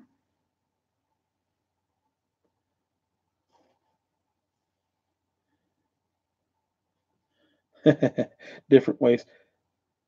Slingshots are awesome. I've got a buddy, guys. Let me tell you this. Let's jump off of this for a second. I've got a buddy I'm going to be helping set up his YouTube channel and help him get going. That is absolutely a phenomenal leather. I'll call him a leather smith because he does leather work, he does metal work, he does firearms work, he does woodworking, traditional Native American skills, flint knapping, jewelry making. His wife is a phenomenal talent. He's making me a project that will go with the kilt that Nanny has sent. And I missed it. Somebody asked me a question. I'm sorry I missed it. I'll have to get it again in a second. But he he's wanting to launch a channel to sell some of his wares, but he's going to do like different skills and things that he's good at.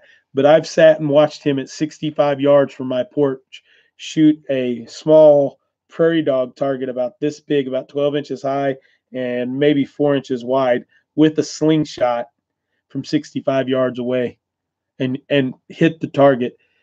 He's phenomenal with a slingshot. That's what some of his videos are going to be on, and then just his leather work and things that he has. He does custom work, but he's trying to get it where he does stuff. He does a lot of those little holsters like I showed you for my little North American Arms 22 Magnum that I carry. He did that holster and leather work. He makes all my belts. I'm horrible on belts. He makes all my belts. So see you, Gail. Good night. My oldest just turned 12 on Star Wars Day. I got him his dream gift, hatchet. That's an awesome gift. 12 years old and got his own hatchet. That's awesome.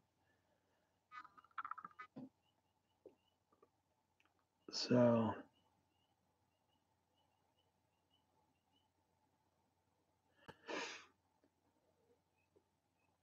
Tara Tansigo, that I do leather work. I was going to make you one. Oh, fooey. I love belts, Nanny. I love belts and pouches and anything. So don't kick that off your list. I I I'll rock out 3 or 4 pouches or tartan. Um, I'm good with that. My son wants a hatchet for his 13th birthday. Is he trustworthy enough? Get him a hatchet, City Girl Country Art. Any questions of me on the composting toy system? Anybody go watch that for send out some information there. How long have you been on that 3 baskets living? One good thing the scouts did son was a 4-day cold weather survival camping outside. My favorite time of the year, B Lady Apiary 2 camp is during the winter. I would prefer there. I've done some cold weather survival classes, and people you learn real quick the significance of warmth.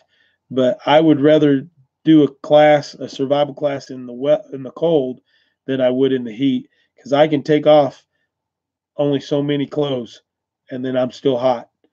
But I can keep building fires and build a bigger fire and keep building bigger fires. And if I can get materials and I can get clothing on and do what I need to do, and I can eventually get myself warmer in most cases. Now, I know there's some areas that's harder to do, but anyway, Garden for Cheap, how are you? I just saw you in here. I'm sorry I missed you here. Welcome, though. Norway Farm. Hey, guys, I'm going to go for everyone who subbed. Thank you. You'll add everyone who's. I'll catch you later. Thanks, Narrow Way Farm. I think I'm subbed to you. I'm pretty sure I'm subbed to you. I'll have to go check that out afterward. For some reason on my computer, when I'm running a live, I can't sub people. I can't go over and sub you. It's kind of weird. I have a question for you guys who watch lives and this is my time to ask you guys some questions, that watch lives off your phone. How do you chat off your phone? I have an Android. I can't figure out how to leave a chat. Like I watched Four Blessings Farms live last night, and I watched it on the way home, and I only caught like the last 15, 20 seconds. But I find myself being able to throw that up on the car dash. And then if I stop for gas or something, I'd love to be able to just say, hey, I'm watching, but I'm driving, and go from there. But I have no clue.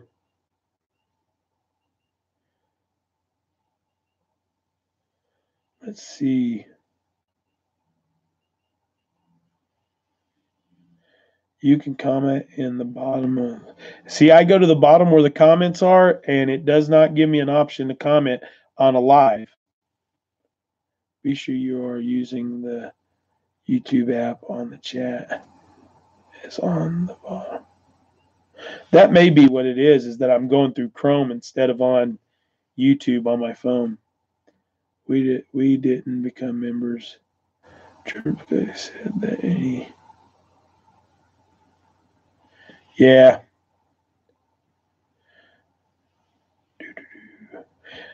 So let's see. Are you ready? Drum roll. Miss Joyce Britt, are you here and seeing me right now? Answer me with a thumbs up if you're hearing me getting ready to ask you a question, because I don't want to say something. Okay, thanks, Mims. Yes, Joyce, would you be so gracious as to honor me with choosing our scripture for next week and sending me an email? If Mims will stick up my email address there, I would be honored if you could do that for me. And Miss Hoot and Nanny Homestead, Miss Nanny, would you send me or tell me now, actually, on this thing, what you would like to discuss next week? We'll let you choose our topic.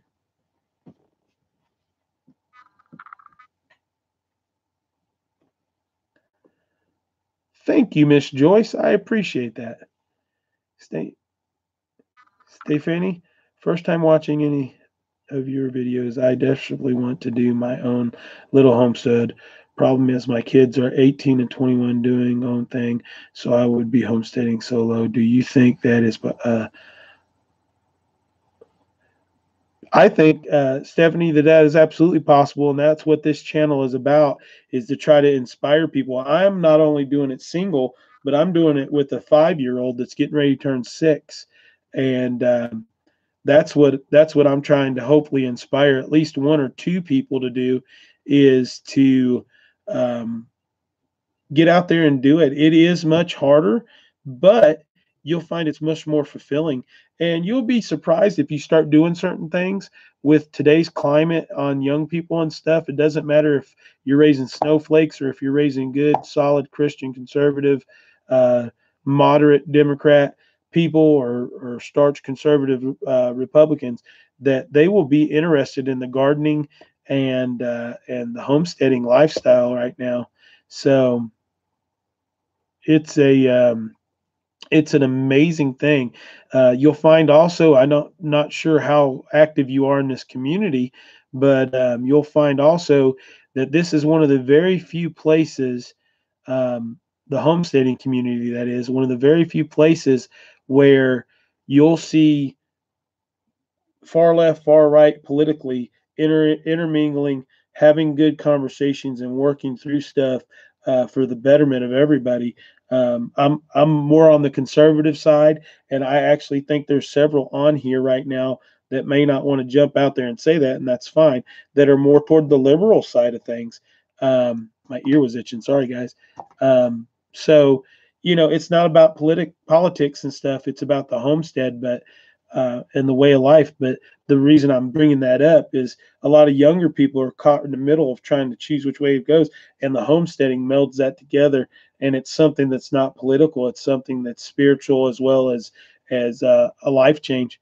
So you might be very surprised on your 18 and 21-year-old, when you start getting into stuff, of um, how interesting that might be to them.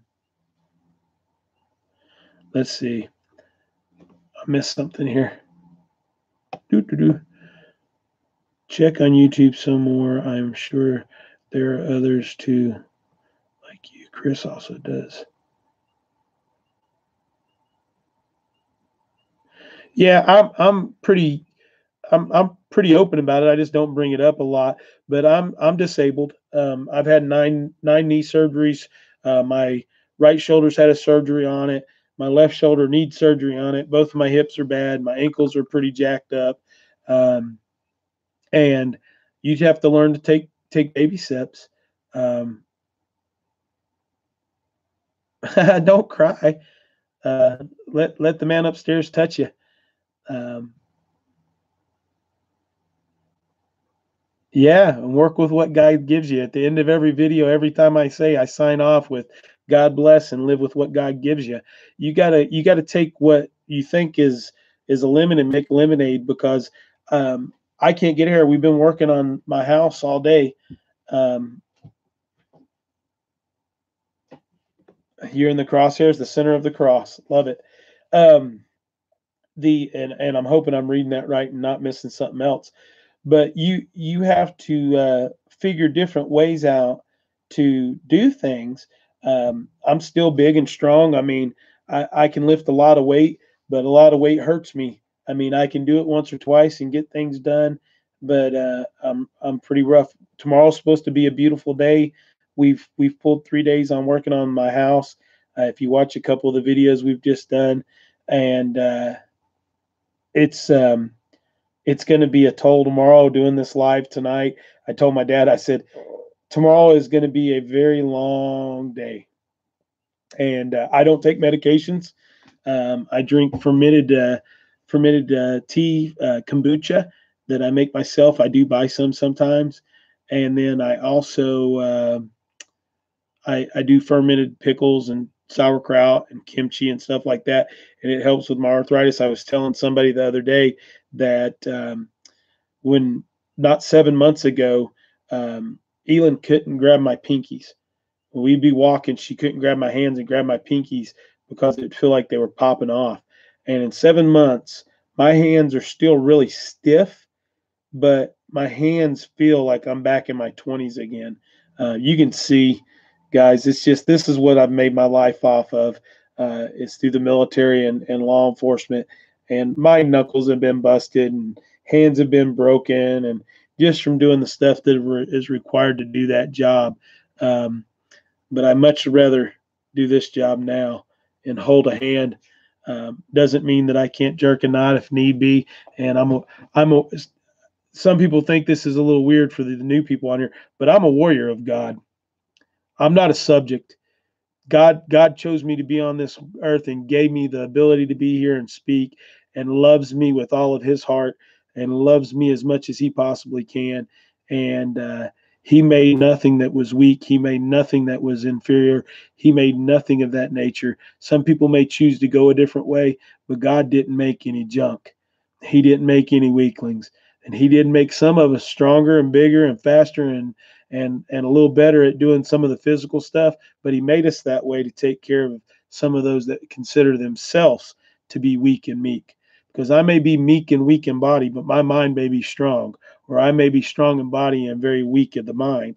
But he gives us all our gives us all means to take care of ourselves. So let's go back here. Children, how to involve them, teach them, prep them. I'm missing it. Hoot Nanny's giving us next week's class. Children, how to involve them, teach them, prep them without scaring them. Children, anything to do with children. I love it, Nanny.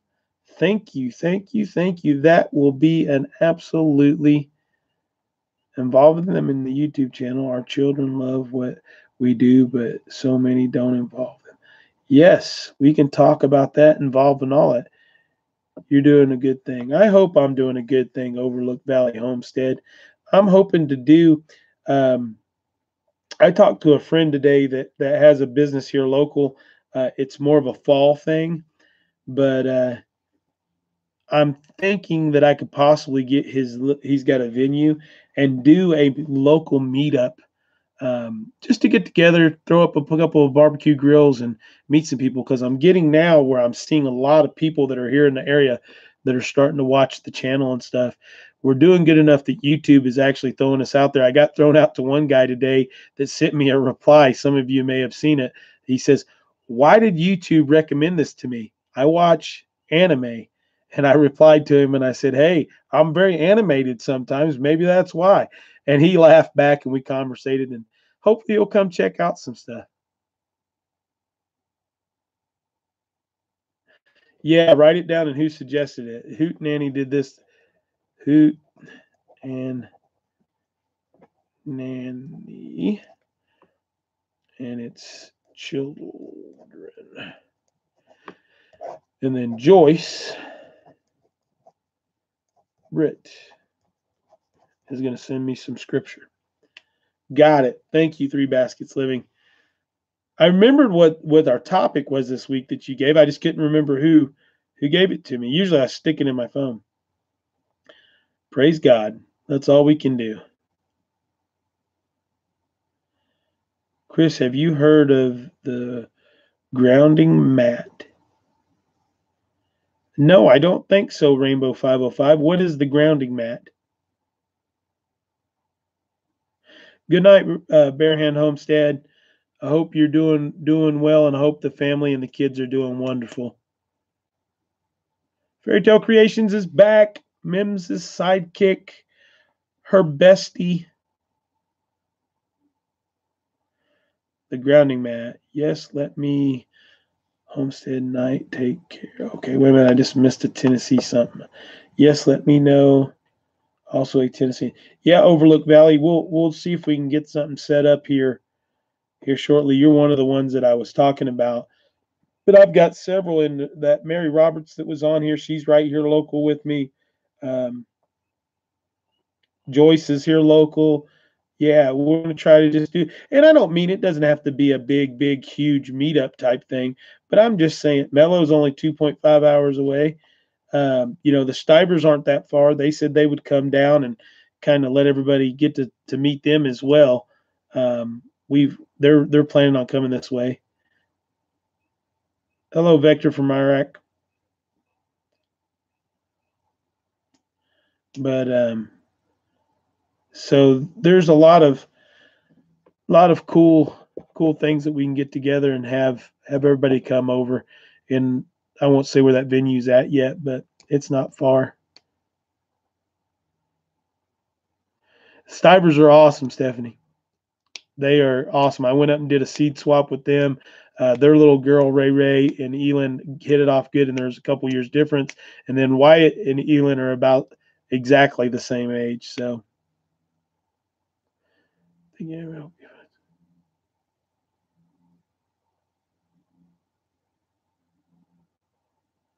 Darren sakes, white picket fence has got a snake issue. She does not like snakes. Harvesting the bounty. Whoa, what did I miss? Do I need a hammock? Bring one, harvesting the bounty. You can come on in. Where are you harvesting the bounty? Where are you located?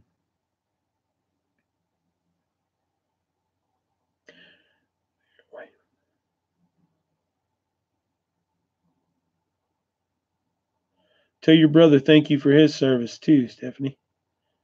And your dad, tell him thank you.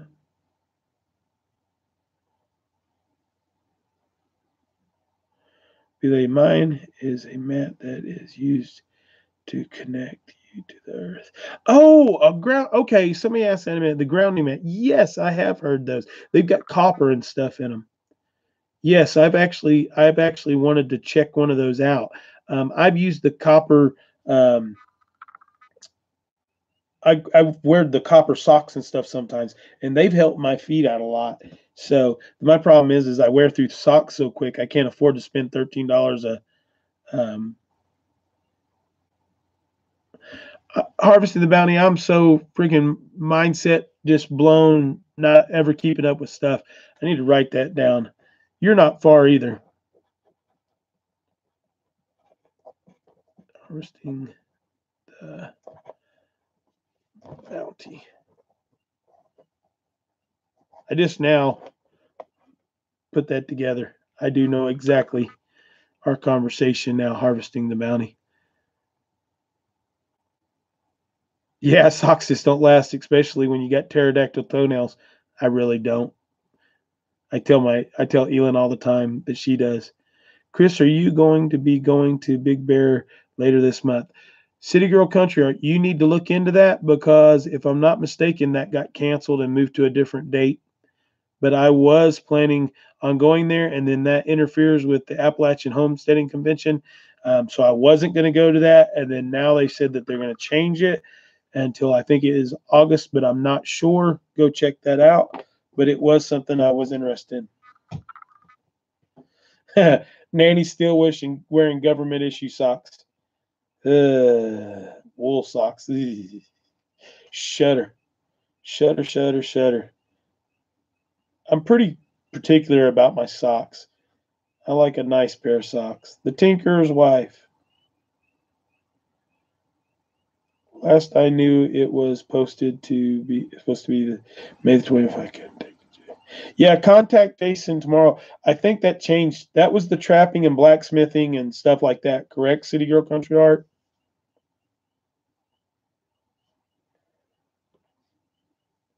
OD green plain speaker or black. Two worst color socks to wear on your feet, but they give them to us. So she moved mountains. I have a question for you. Are you ready?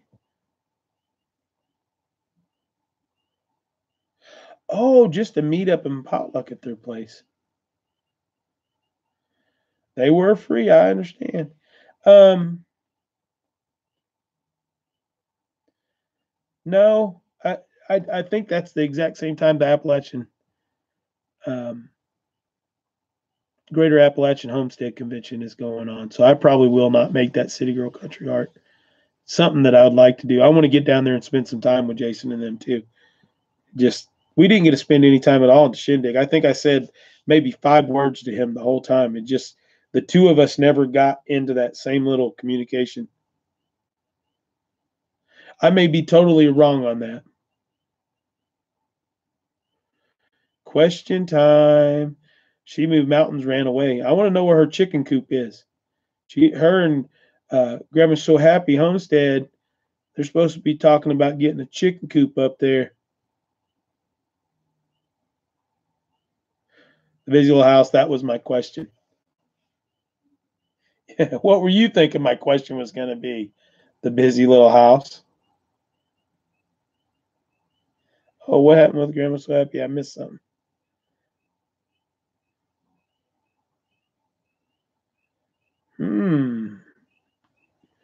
Garden for Cheap just left Tampa. Uh,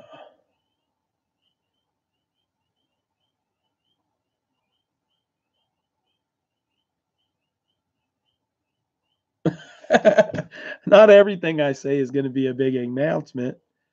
Let's see.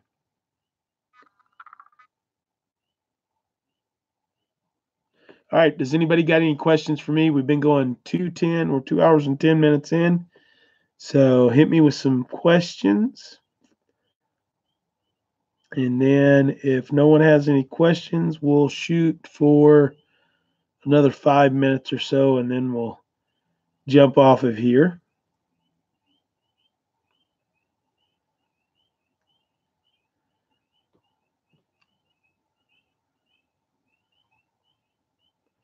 Why aren't there any chickens in that vacant chicken coop harvesting the bounty?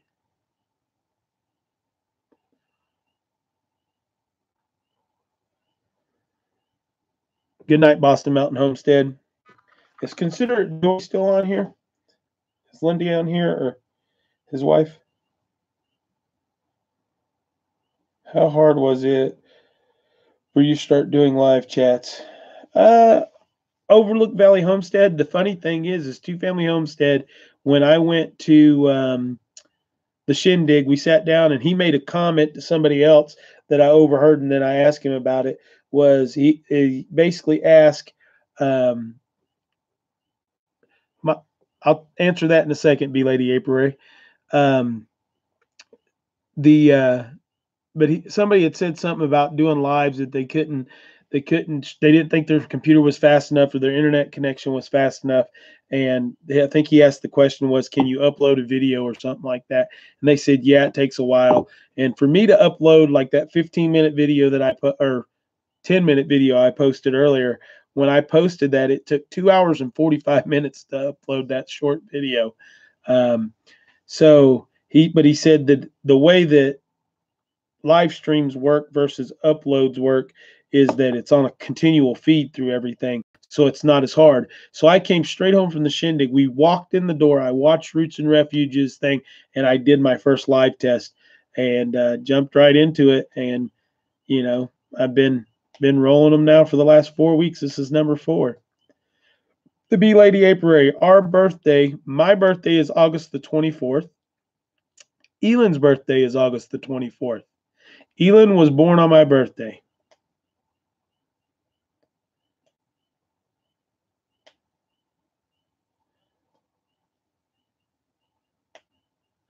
Oh, I got you harvesting the bounty. So you're just looking, you're getting ready to redo everything. Chris, if folks start asking you to order your Queen Heifer shirt, let me know and I will change it up just a little bit for everyone else. Yours is a one of a kind. The Heifer crew will be tweaked. Guys, Mims will take care of you on those.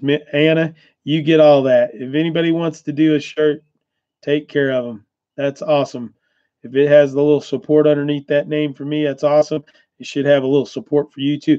If there's anybody here that is not subscribed to Mims's Garden, Anna, you need to go check her out and check her videos out.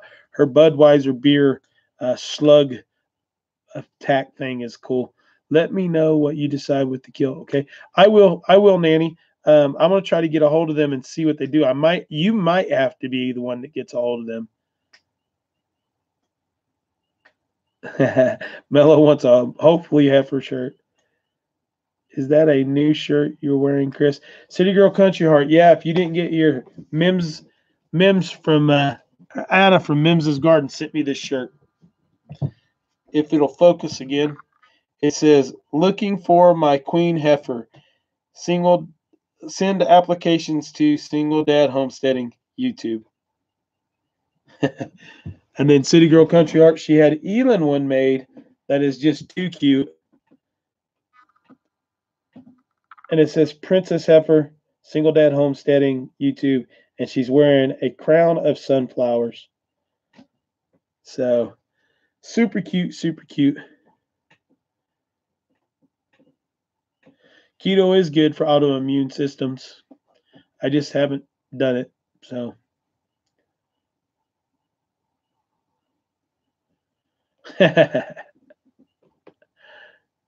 let's see how many applications you get. Well, Mello's already sent in an application, so I've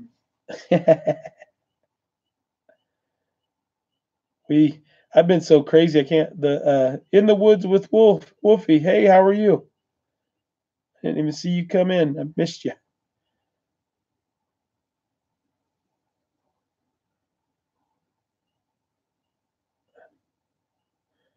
Haha, seen that one too, Carol, but screws look so tough. I missed that one, but she moves mountains. I asked a question of you earlier and you didn't answer me.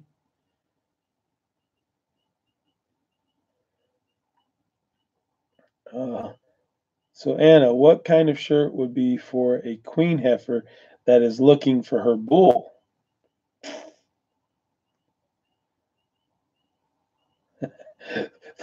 There's a couple ways you could go about that, but it's kind of like I was going to have a shirt made up somewhat like this to go to wear to the shindig, but all of them that I came up with all could have been read totally the wrong way. City girl, country heart. You did answer. I didn't see it. What was your answer? She moved mountains.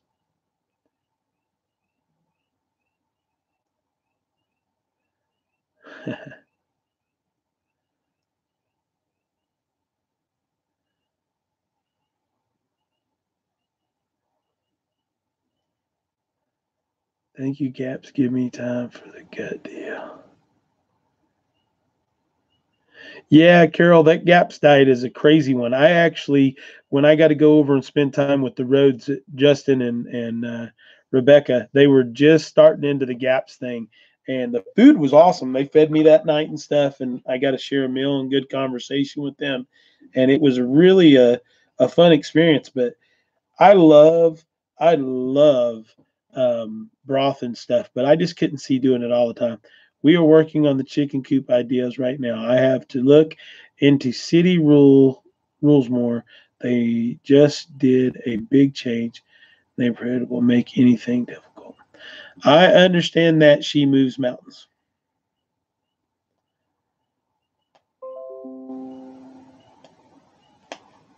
Oh, get off here.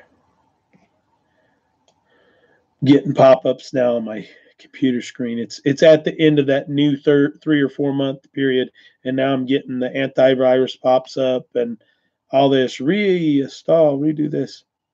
Chris, take care, bud. Catch you later, Three Baskets Living. I hope you have a great day tomorrow as well. Oh, awesome! That would be awesome to have that here and add it into this great big wonderful garden I have. I'm going to get the rest of my super soil tomorrow, or at least one more load of it. I've got one, two, three, four, five of the beds filled and ready. I've got to plant lettuces tomorrow. Um, so crazy. I just drove 100 miles yesterday to my brother's, and he helped fix our lawnmower. I keep learning more skills. Hey, you got to learn more. You're a single lady. She's still looking for her bull too. So we still got to find a godly man for her.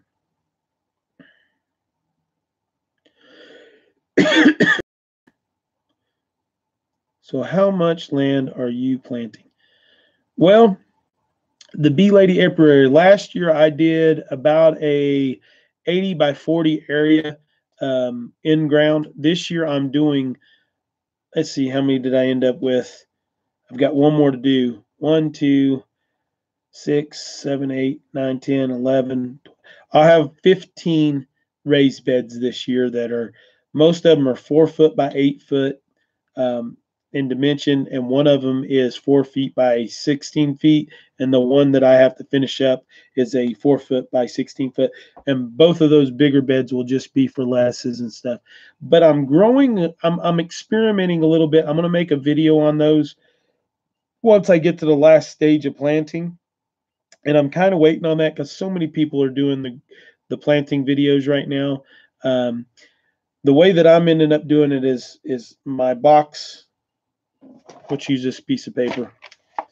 So say this is my 4 foot by 8 foot box. Okay, I'm planting, like on this side, I'm planting a row of tomatoes, and then a row of tomatoes, and then I'm going to do a row of beans on the outside and do the trellis hoops, the walkways like Jess has at Roots and Refuge for my beans and cucumbers and stuff to grow on.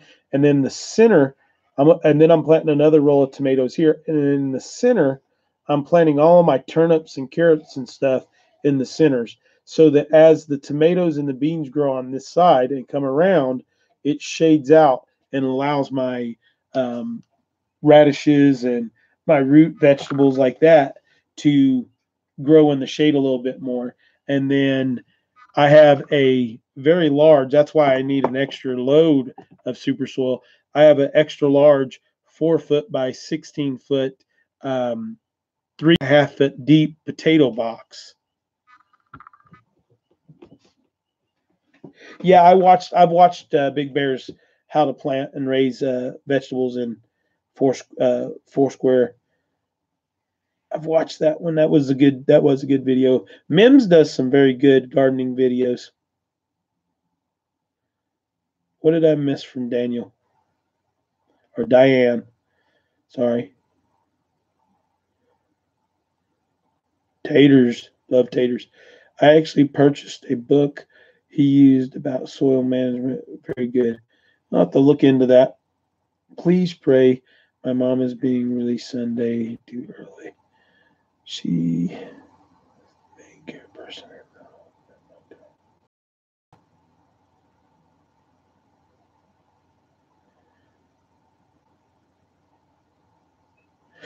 I'll pray for her, Carol. We've been praying for her anyway, but yeah.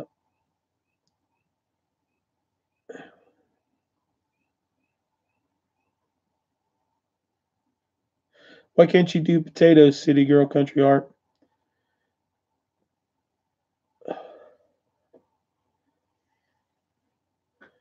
Somebody say I was buffering. I didn't catch that. I hope it's not buffering.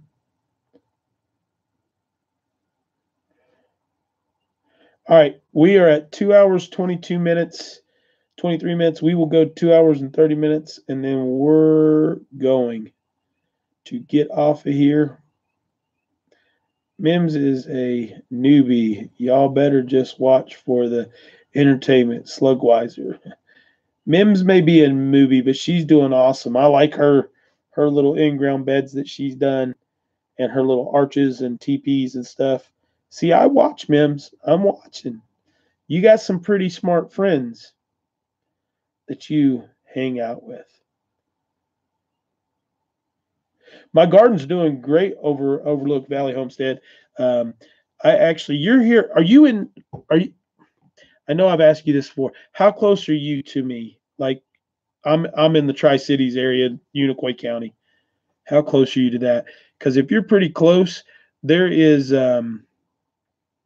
I'll keep you informed, Joyce, about that. It's called Indian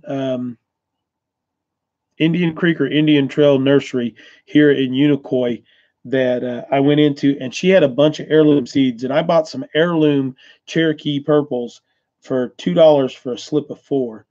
That were the stems on those plants were as big as your thumb, and they were really nice. So I grabbed some extras of those and put them out.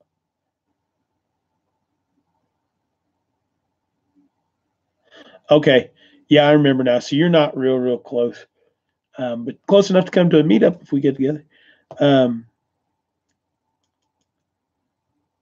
It stopped. Okay, Tinker's wife. It might be weather. Fairy Tale Creations. I love the kiddie pool ideal. If it wasn't for the issues that I'm having right now with the HOA, I think I would do some of those. But right now, I'm just going to concentrate on the ones that I did. You never commented, though. So how am I supposed to know you're watching? LOL. I always give thumbs up and stuff. I need to comment more. I know. Usually, what I do, Mims, with you is I throw yours on when I'm driving, and I'm watching when I'm driving. So I'm sorry. You're my driving buddy. You didn't know that.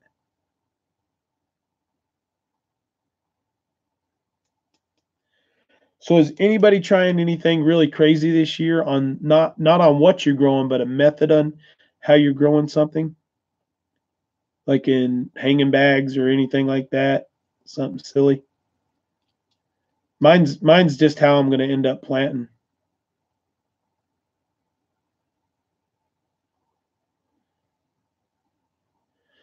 Busy little house growing in logs. You mean are you planting your flowers in the holes in the logs and stuff, or are you planting actual vegetables?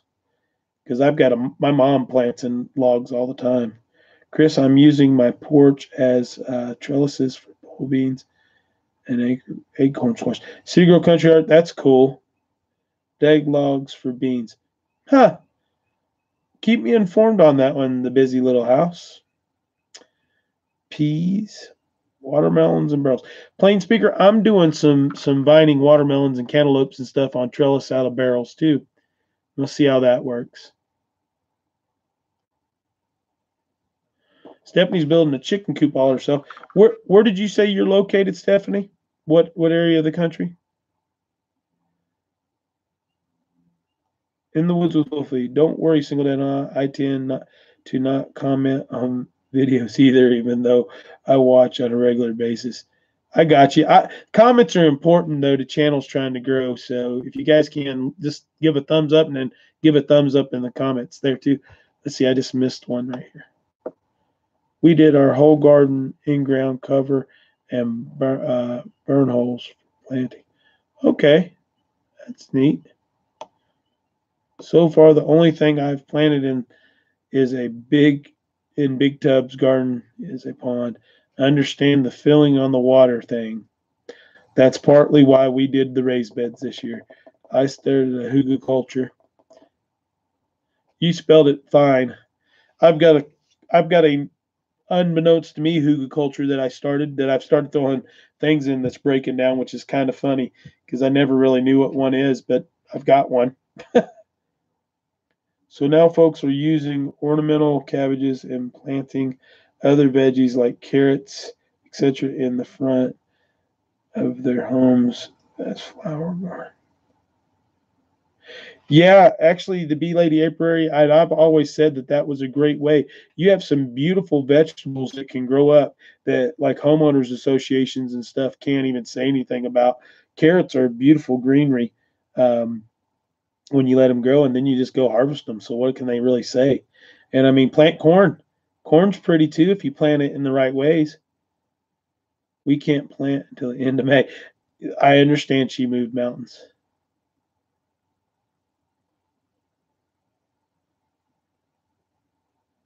You have all kinds of helpers, the busy little house. Put them chickens to work. They're good kids too. They would love it. I tried the current method hydroponics in a mason jar. It works, but super slow, so I won't fool with that again. Yeah, I've thought about that too. I mean, I guess that's a goal of mine is to do hydroponics sometime and aquaponics. I am very tight on space and want all the things. So I've got two types of melons, tomatoes, peppers, green beans, cucumber, squash, zucchini, carrots, onions, garlic, broccoli, celery, and Swiss chard. That is a pretty good wide variety.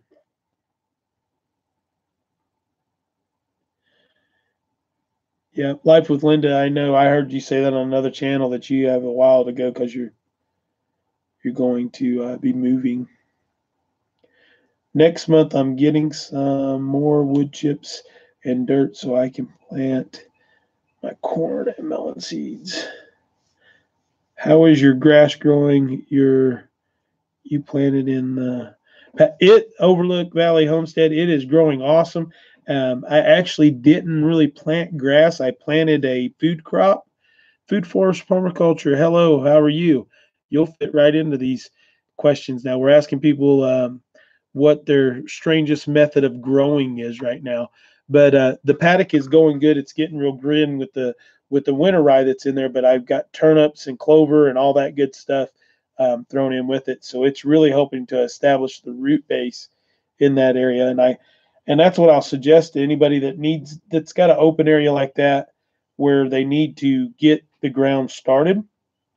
Um, you have to work a little bit once you start planting everything else to get the fescue out later, but it does establish and keep erosion away real good. So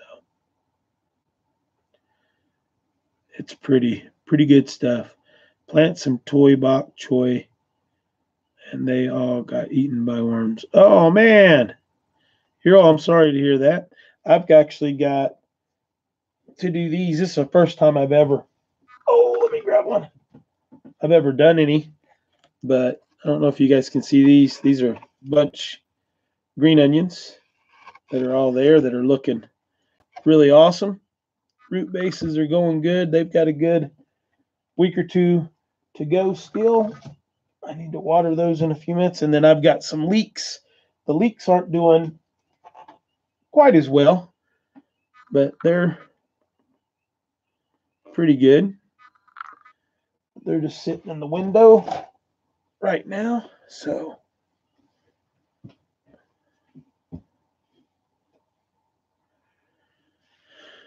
yeah, they're looking pretty good. Good night, Garden for Cheap.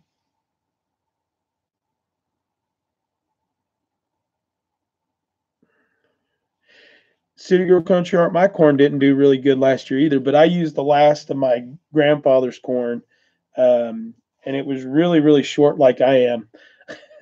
And the ears, the corn was great, but the ears didn't get but, maybe 6 inches long.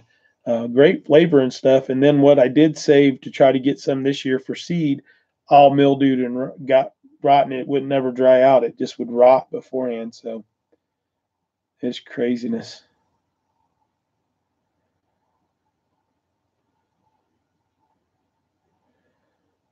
Garden. Yeah, for the worms, Bims, the food grade diatomaceous earth. Is that what you're talking about? My corn was doing good, but the ears didn't. Yeah. The thing with here in the mountain is if you get good corn coming in, you have to basically sit on the front porch with a shotgun because the bears come in and eat it and the coons come in and eat them like crazy. Yeah, that's probably true.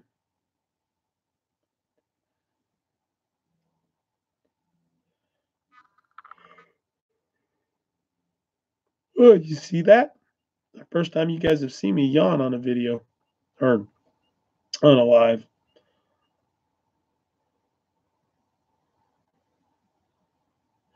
Hardnick Farms. We actually rode down the road the day before yesterday, and I had to get Elin up real early. And I said, Elin, look at that big black bear. And she sat up, and the bear was standing right in front of the truck. He's about a 350 pound black bear. And he was absolutely gorgeous. He was jet black.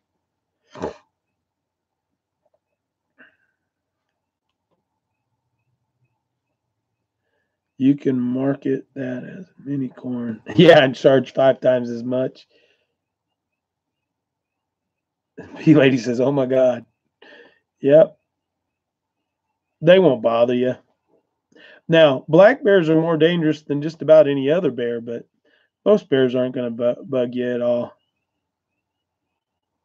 Yeah, and that's one of my concerns with doing the bees with the neighbor. Neighbor's pretty dead set on it, Elizabeth, about the bees, but I'm wanting them too, and always have, but that is a big concern. So what I'm probably going to end up doing is if we do that, and this may be a question to ask you right now, could you run like a goat fence, electric fence around your beehives, or will that interfere with them and communication and them being able to find the hive and stuff if you have an electric fence around your beehives.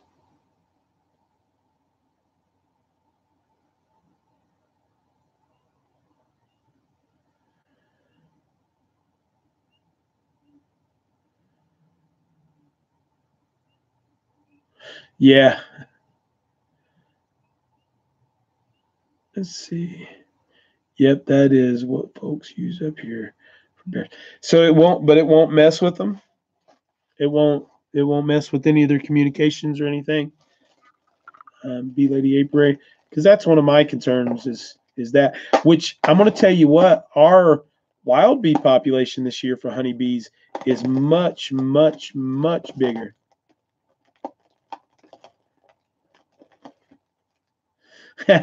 We'll have to ask her after she reads her books.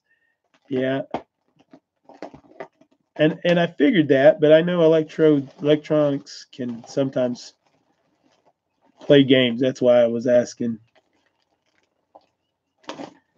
Christian and I and other friends were going to go hiking in the Smokies back in February, but chickened out after the bear killed that forager, and that. Yeah, you need to go camping anyway. You can't get away. It's just nature. If you happen to hey, if God says you need to be eaten by a bear, Mims's garden, then you need to be eaten by a bear.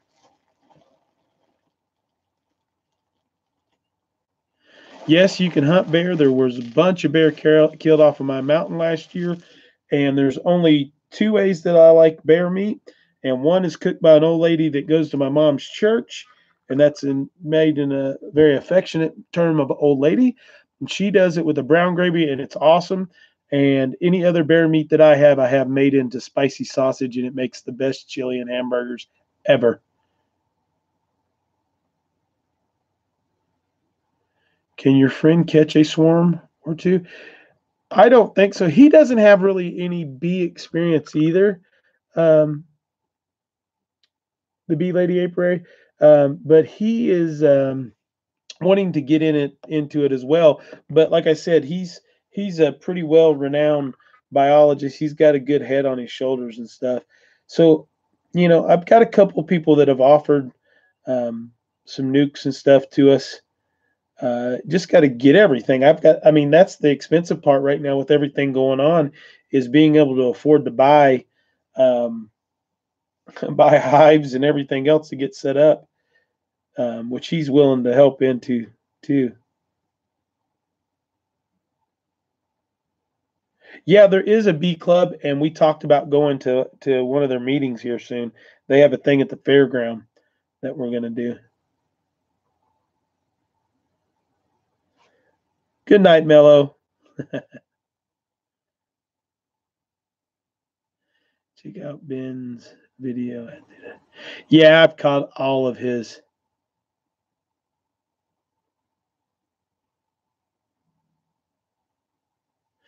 And I'm sure we could, but like I said, this is the first year I've really seen a strong presence of honeybees up here. So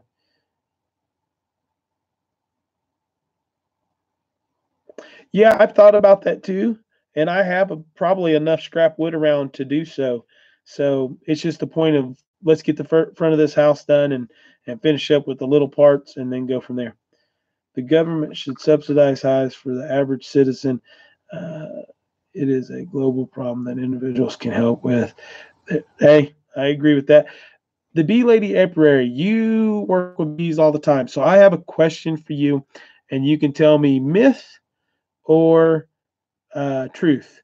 I was told if you have 10 or more beehives, that the federal government has the right to enter your property and check your hives because of the number of bees that you have, because they are such a detrimental um, thing to living, to life.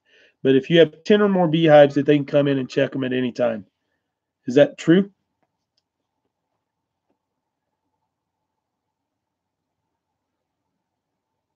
I'll have to check into that. I did watch that video, but I need to look at it closer. But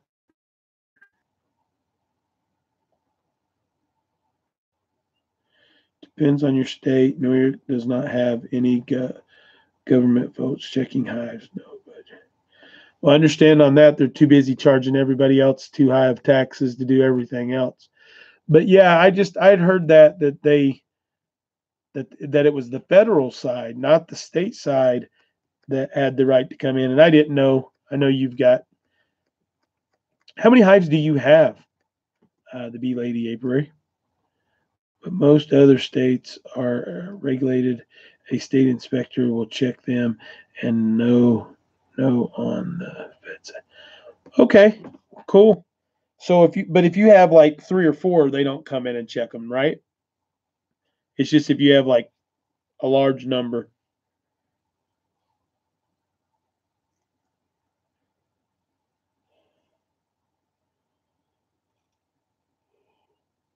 Oh. Guys, I've lied twice tonight. I said 15 after, and I said at 2:15, at 2 hours and 15 minutes, and 2 hours and 30 minutes, and we're at 2 hours and 41 minutes. We put 29 away for the winter, and maybe 3 look dead. Night.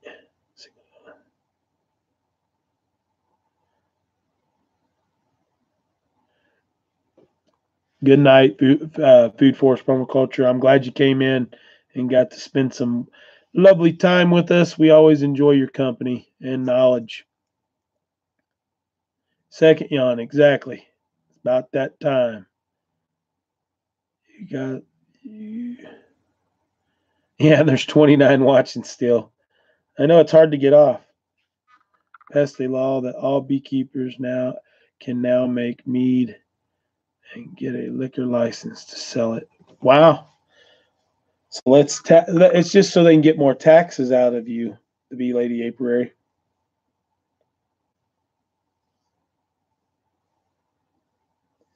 I enjoy this time too, but I've just had so much going on here the last 3 days that I'm whooped.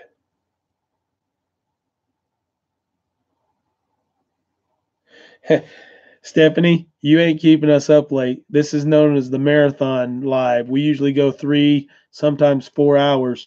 So this is that we just have had a very long week. I'm having an issue with an HOA up here, and I'm trying to square some things away that I needed squared away anyway, but trying to just strengthen the fight. Living Miracle Homestead, you're not late. You're just on time, but we are getting off in a minute. I've had a very long week, so I'm tired. But I'm glad you made it in. Hit the thumbs up button for me.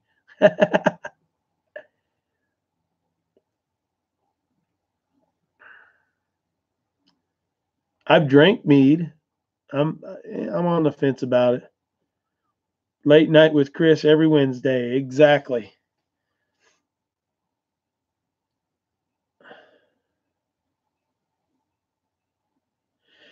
Joyce, I appreciate the prayers. I need all of them I can. It looks pretty good. I don't think we're going to have any real issues, but you never know. We'll see. I'm actually going to try to contact the lawyer tomorrow and ask him a couple of questions just to make sure.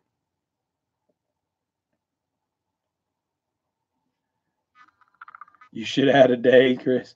Yeah.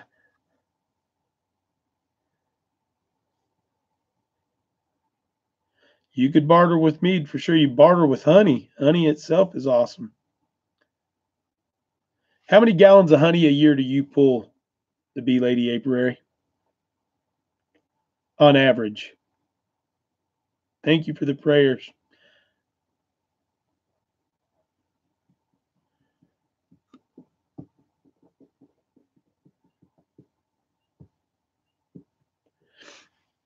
Who else on here actually has bees? I know everybody wants them, but who actually has some?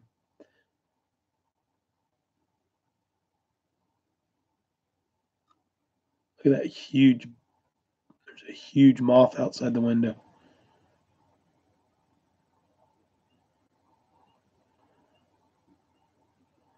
Have no idea. We are still behind extracting from last year. Gallons, not sure how many. So let me ask you this question then. How much do you get like for a 5 gallon bucket? If someone buys in bulk and you didn't want it pasteurized, you just wanted it to where it was strained, but all natural and not for resale, for personal, for like me. I still do. We just haven't talked in a while. A friend in Jackson, Tennessee. I'd buy 5 gallon buckets of honey from every year. That all was done was strained for stingers and wings and stuff, but nothing else was done to it. Um, you give your honey away. You see how big my eyes are. I might have to make a trip up to see you. Uh, we need to get bees. We just paid $50 per gallon. Yeah, I when I was buying it from him, I was getting it for $100 a 5 gallon bucket, but that's been a couple years ago. But I liked it because it was from right here. But I love royal honey. Royal honey is my absolute favorite. Um, I understand to be Lady Apiary. That's you have a definite passion for it for sure. Um, I have a good friend who has 2 hives, and he brings me 2 jars of royal honey every year.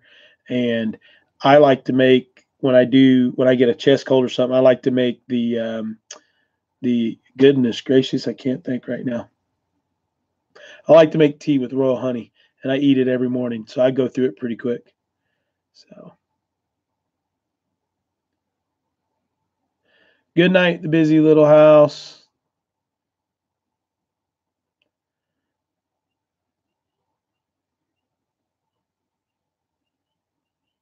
Yeah, I understand that totally. Be Lady Apiary.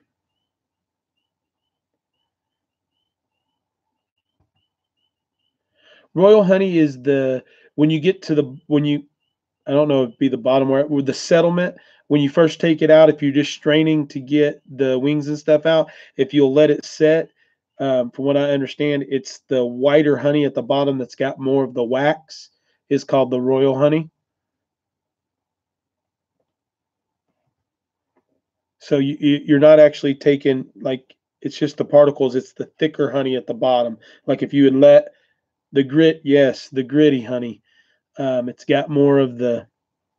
I guess that's what you guys are calling. That's what we call the royal honey. It's got more of the wax in it, which I've been told is better for you. Um, I like to try some spun or whipped honey too. That sounded great.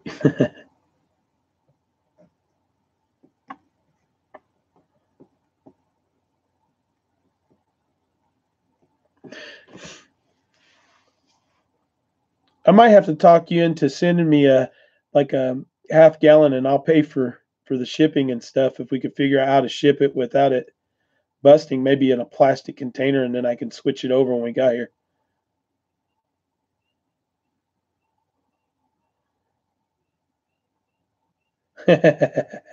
She's gonna bring me the grit.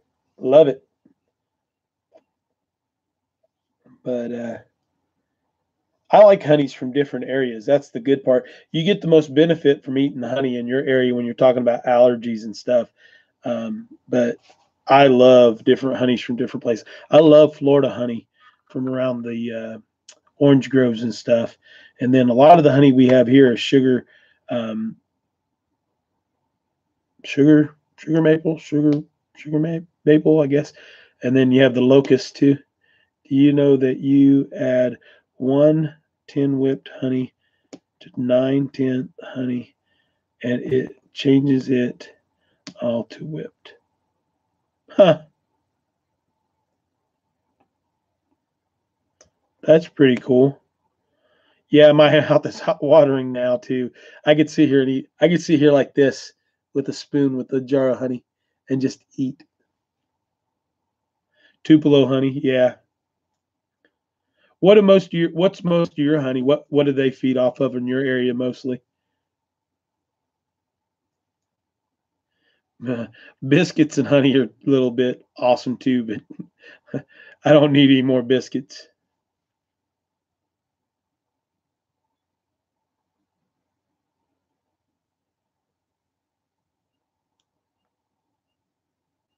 Yeah, I've got some carpenter bees going on too. So I got some really good Trader's jars whipped honey ready to make. Get them made. That would be awesome. Good night, busy little house. Oh, Linda with life with Linda.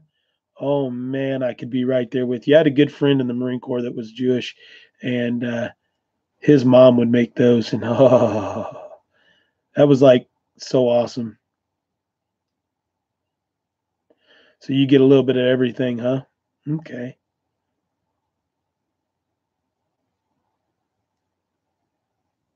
Hey, I'll be Winnie the Pooh.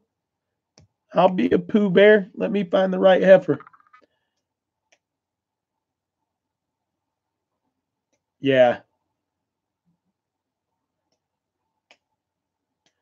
All right. I promise you, everyone on here, if I don't miss it, you have to be watching. We're at 2 hours and 51 minutes. At 3 hours even, I'm done. I got to get off here. Use this pen, write it in my forehead so I don't forget it as I'm watching.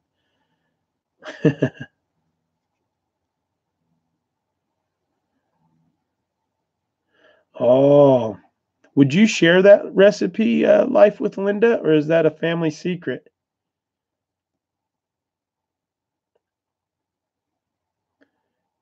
Hey, Freaky Geek, how are you doing?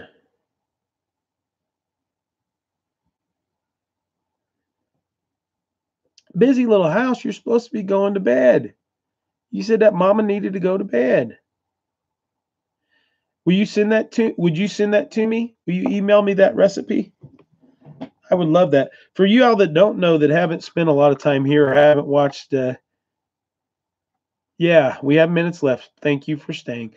For y'all that haven't watched some of the videos and stuff, that might not know, and this may be my application to those heifers. This might help out a little bit. But I actually went when I retired from the Air Marshal Service. Um, Country Girl says she wants that too, Linda. I actually went to culinary school, and I absolutely loved to cook. Um,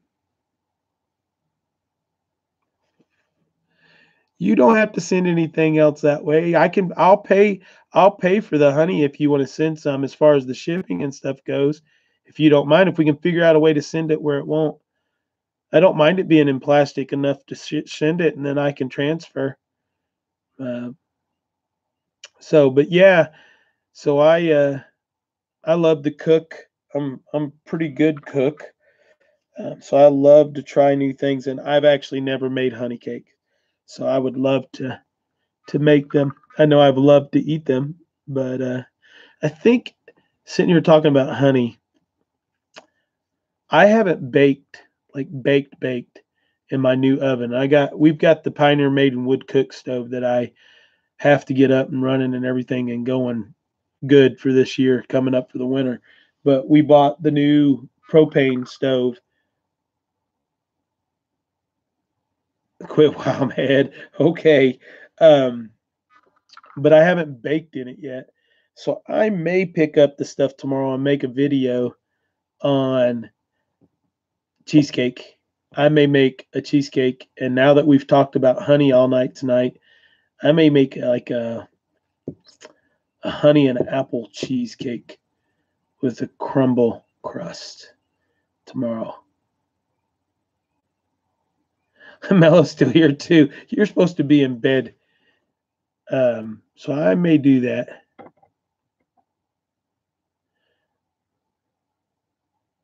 I think he is going to tell us he can cook or maybe bake. I can cook and bake. My mom was a professional baker, and I got my love of cooking. Um, I get my love of cooking from her. But I've been thinking about what I can bake, and I think I might do some cheesecakes tomorrow. I might go buy that. That would be Elin. Elin hasn't made cheesecake with me yet, so maybe we'll do another cooking with Elin. I've been wanting to get back to those because those seem to be pretty popular with everybody. And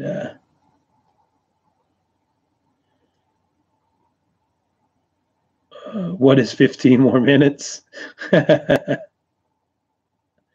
Let's see. Friday night, it's party night when Single House is online. LOL. Yes, lover. She's awesome. You have a wood stove oven or propane.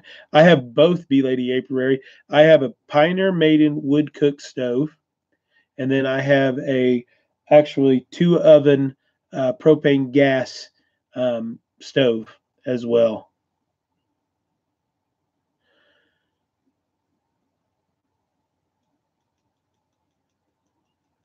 Cheesecake brownies. That sounds good too. I stay for Misty Sweetbeards. It's cool that you have Elin cook for you. Hey, she loves it. She loves to cook, and I hope that that's something that she picks up on and loves to do because that's so fulfilling. I think cooking is one of those things that some people hate because they have to do it every day. But when you cook because you love to cook, it's awesome.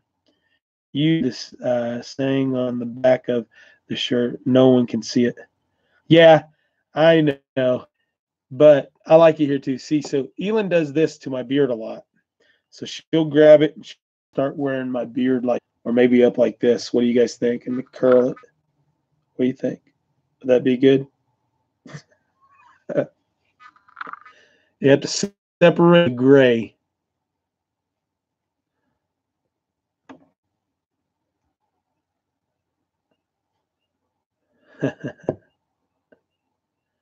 No, don't do it like that. No, like, no. Okay, wax it, braid it, braid that thing. Yes, Betty McKinney, single dad home said, what are the qualifications? What you're looking for in a heifer? You know, they got to have God in their life for first and foremost. Um, let's see, they got to love kids. We've said this on a live before. I'm not opposed to having more children. I'm 45 this year. On my birthday, I'll be 45, but I've got a couple more years before I'd say no. Um, I would say age, and let me clarify this before some of you like shoot me or something. I would say from 30 to 45. And the only reason I say that is most women my age and older have already raised their children and are ready for them to be gone and are not really too interested in having a young child around. They're ready to go and travel and enjoy retirement and do things of that nature, or be ready to do that fairly soon. So it's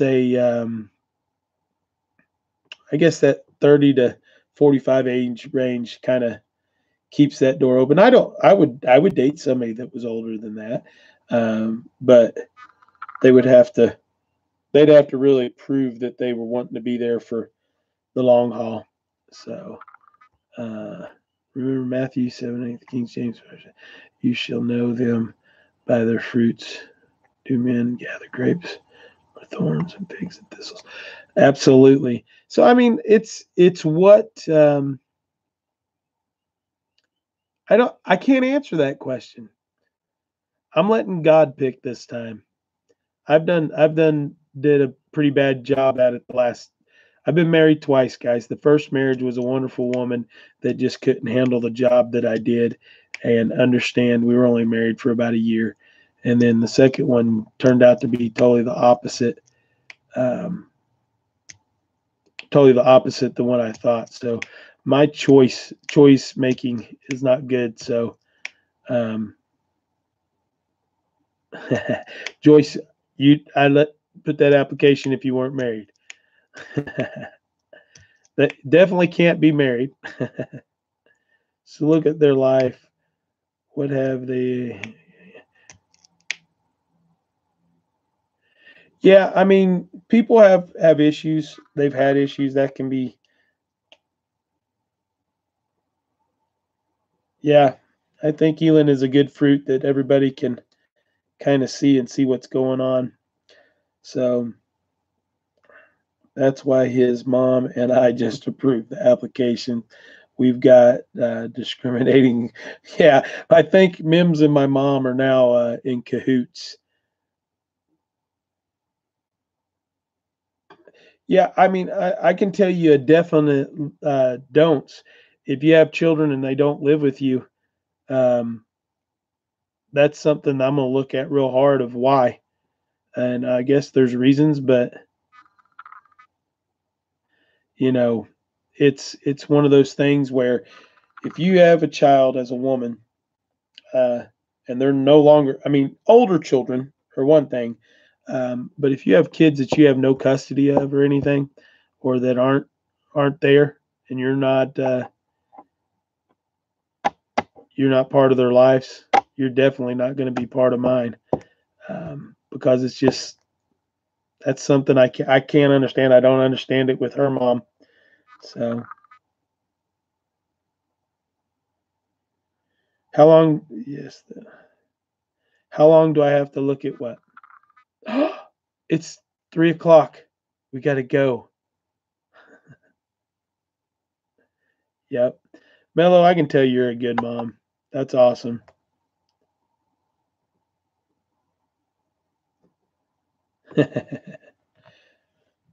How long do I have to look at what? Somebody ask the Bee Lady Apiary, what am I looking at? And then we got to go. I missed it. Harvesting the bounty. I'm sorry. It's one here too.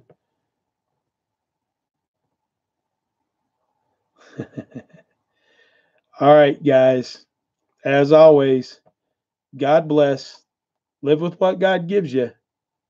And we're going to get out of here.